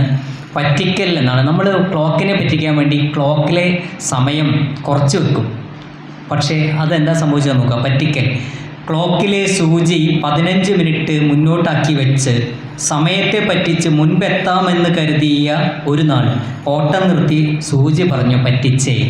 അപ്പോൾ ഈ സൂചി നിലച്ചത് നമ്മൾ അറിഞ്ഞില്ല. എൻ്റെ വീട്ടിലൊക്കെ ചെയ്യാറുണ്ട്, ഭാര്യയൊക്കെ ചെയ്യാറുണ്ട്, 10 മിനിറ്റ് 5 മിനിറ്റ് മുന്നോട്ടാക്കി വെക്കും, എന്നാൽ നമുക്ക് സമയത്ത് തന്നെ. പക്ഷേ ഈ ബാറ്ററി തീർന്ന് ഈ വാച്ച് നിലച്ചത് അറിഞ്ഞില്ല, അപ്പോഴും സമയമുണ്ടില്ല എന്ന് വിചാരിച്ചു. പിന്നെ സൂചി നമ്മളെ പറ്റിക്കും. എന്തായാലും ഇനി ഞാൻ ദീർഘമായിട്ട് പോകാം, കാരണം ഇത്രയും സമയമായി. എന്നോടുള്ള സ്നേഹം കൊണ്ടാണ് നിങ്ങൾ ഇരിക്കുന്നത് എനിക്കറിയാം. ഞാനൊരു പഴയ ഒരു പൊതുയോഗത്തിൻ്റെ ഒരു രംഗം ഓർക്കുകയാണ്. ഒരാൾ നേതാവ് പ്രസംഗിച്ചപ്പോൾ ഒരാൾ മാത്രം ബാക്കിയായി. അപ്പോൾ അദ്ദേഹം പറഞ്ഞ, സുഹൃത്തെ നിങ്ങൾ മാത്രമാണ് എൻ്റെ പ്രസംഗം ആദ്യ അവസാനം കേട്ടിരുന്നത്, വളരെ നന്ദിയുണ്ട് എന്നൊക്കെ പറഞ്ഞപ്പോൾ അയാൾ പറഞ്ഞു, ഞാൻ ഈ മൈക്ക് ഓപ്പറേറ്ററാണ്, ഇത് കഴിഞ്ഞിട്ട് വേണം എനിക്കിത് കൊണ്ടുപോകാൻ, അല്ലാതെ നിങ്ങളുടെ പ്രസംഗം കേട്ടിരിക്കില്ല. അതുപോലെ നിങ്ങൾക്ക് എല്ലാവർക്കും പോകേണ്ട, ഇവിടെ ഇരിക്കുന്നവർക്കൊക്കെ നമുക്കൊക്കെ നമ്മുടെ സർവകലാശാലയിൽ നിന്ന് വന്നവർക്കൊക്കെ വീട്ടിൽ പോയിട്ട് പല കാര്യങ്ങളും ചെയ്യാനുള്ളതുകൊണ്ട് ഈ ഒരു ചടങ്ങിൽ എത്തിച്ചേർന്ന എല്ലാവർക്കും ഹൃദയപൂർവ്വം നന്ദി, സ്നേഹം ഒക്കെ അറിയിക്കുന്നു. പ്രത്യേകിച്ചും മെൽവിയെ ഞാൻ പ്രത്യേകം ഓർക്കുകയാണ്. മെൽവിയെ ഈ ചടങ്ങിൽ സ്വാഗതം പറയാനോ മറ്റേതെങ്കിലും ഒന്ന് ഉൾപ്പെടുത്താമെന്ന് വിളിച്ചപ്പോൾ ഞാൻ ഫോൺ ചെയ്തപ്പോൾ മെൽവിയെ കിട്ടിയില്ല. പിന്നെ മെൽവിയെ തന്നെ ഏറ്റെടുത്ത് ഇവിടെ ഈ അനൗൺസ്മെൻറ്റ് ഭംഗിയായിട്ട് നിർവഹിച്ചു. മാത്രമല്ല മെൽവിയക്ക് ആവശ്യമുള്ള, മെൽവിയെ ഇപ്പോൾ പഠിച്ചുകൊണ്ടിരിക്കുന്ന ദ്വീപ് സാഹിത്യത്തെക്കുറിച്ചാണ്. അപ്പോൾ അങ്ങനെ ഒരു കവിത ഇതിലുണ്ട്, അത് വേണമെങ്കിൽ പഠനത്തിന് എന്തായാലും സ്നേഹം, നന്ദി എല്ലാവർക്കും ഒരിക്കൽ കൂടി. ചായ അവിടെ ഉണ്ടായിരുന്നു പുറത്ത്, നിങ്ങൾ കഴിച്ചോന്നറിയില്ല, അവിടെ പോകുമ്പോൾ കഴിക്കാൻ, ഇല്ലെങ്കിൽ ഞാൻ ചായ വാങ്ങിത്തരാം. എല്ലാവർക്കും ഒരിക്കൽ കൂടി, പ്രത്യേകിച്ച് മണമ്പൂർ രാജൻ സാർ വന്നതിൽ വളരെ സന്തോഷം. സുഹറ, അതുപോലെ ശ്രീജ ടീച്ചർ, പ്രദീപ്, എല്ലാവർക്കും ഒരിക്കൽ കൂടി നന്ദി പറഞ്ഞ് നിർത്തുന്നു.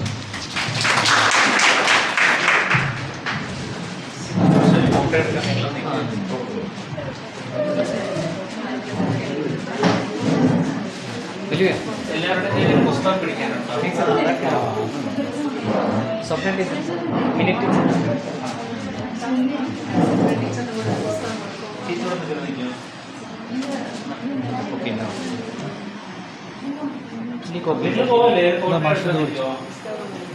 അല്ല, കോപ്പി പുസ്തകം വേണ്ട, പ്രതിമനില്ല. അല്ല, ഇത് ഒറ്റ കവറിലെ പുസ്തകം അതിലൊക്കെ മശാൻ്റെ പണ്ടി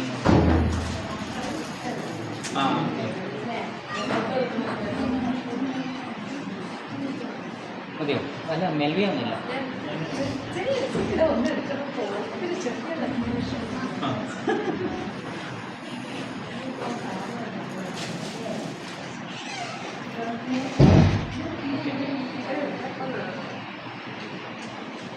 ചേച്ചിമാരെല്ലാം പോവല്ലേ? ഫോട്ടോ എടുക്കാൻ നിൽക്കും. ചേച്ചിമാരെല്ലാം ഒന്ന് വരാമോ?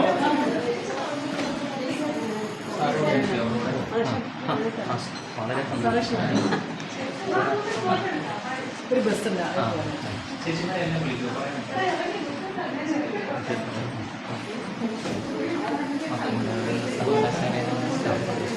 എന്നാ വരും.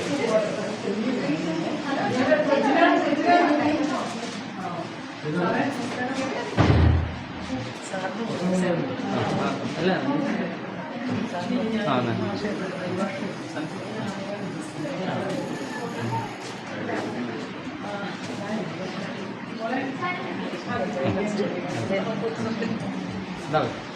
എല്ലാവരും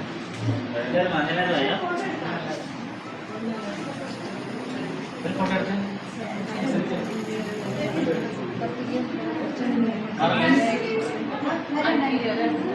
മാറില്ലേ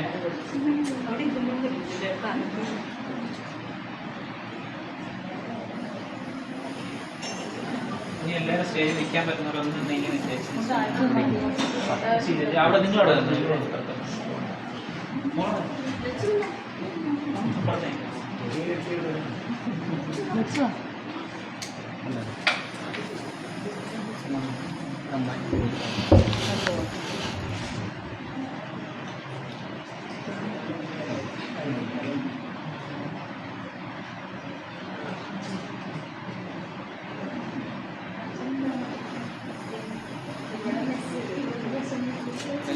മെൽവിയുണ്ടോ? മെൽവി അല്ല, കുട്ടികളെല്ലാവരും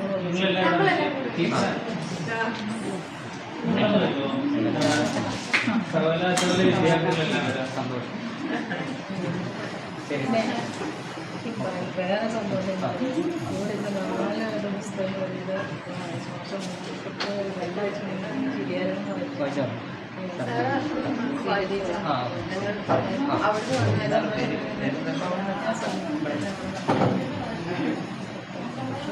എന്നാ വരും നമ്മളെ സ്റ്റുഡൻസ്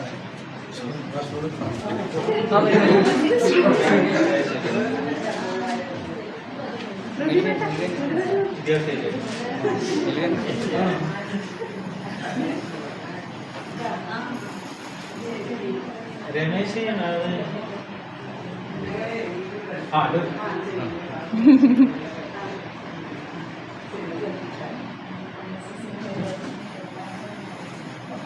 ജിരുവശാസനം കൂടെ ടീച്ചർ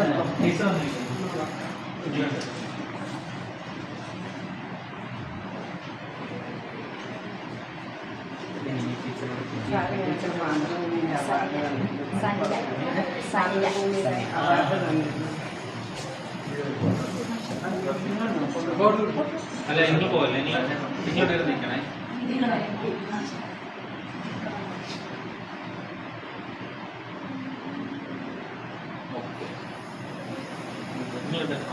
വീട് ഹസ്ബൻഡ് വൈഫ് മാഷിന്റെ വിദ്യാർത്ഥിയുണ്ട്.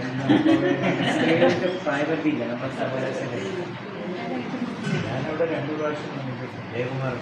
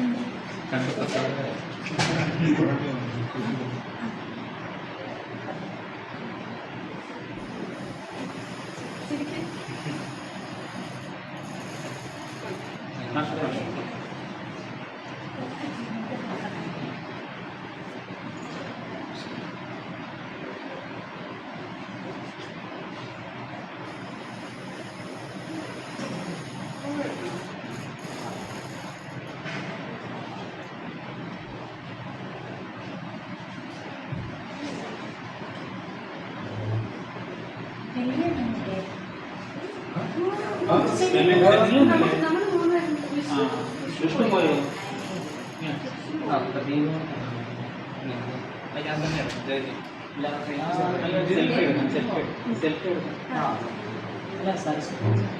സെൽഫി എടുക്കുന്ന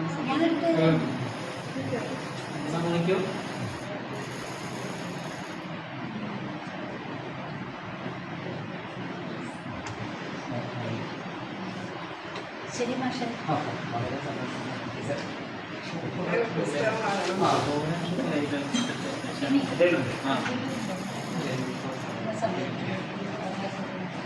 എന്തെങ്കിലും സജഷൻ തോന്നുകയാണ് തീർച്ചയായിട്ടും പറഞ്ഞല്ലോ.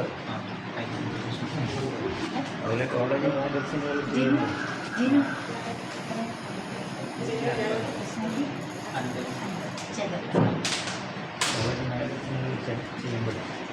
ബാക്ക് വേണ്ടിയിട്ടൊരു മുകളിൽ ഒന്നും ഉണ്ടാവില്ല. മുകളിലെ പ്രാക്ടീസിൻ്റെ മാതൃഭൂമിയിലൊക്കെ പോകുമ്പോൾ പക്ഷേ പരസ്യം ഫുള്ളായി ഇപ്പോൾ ഓരോ പരസ്യം മാത്രം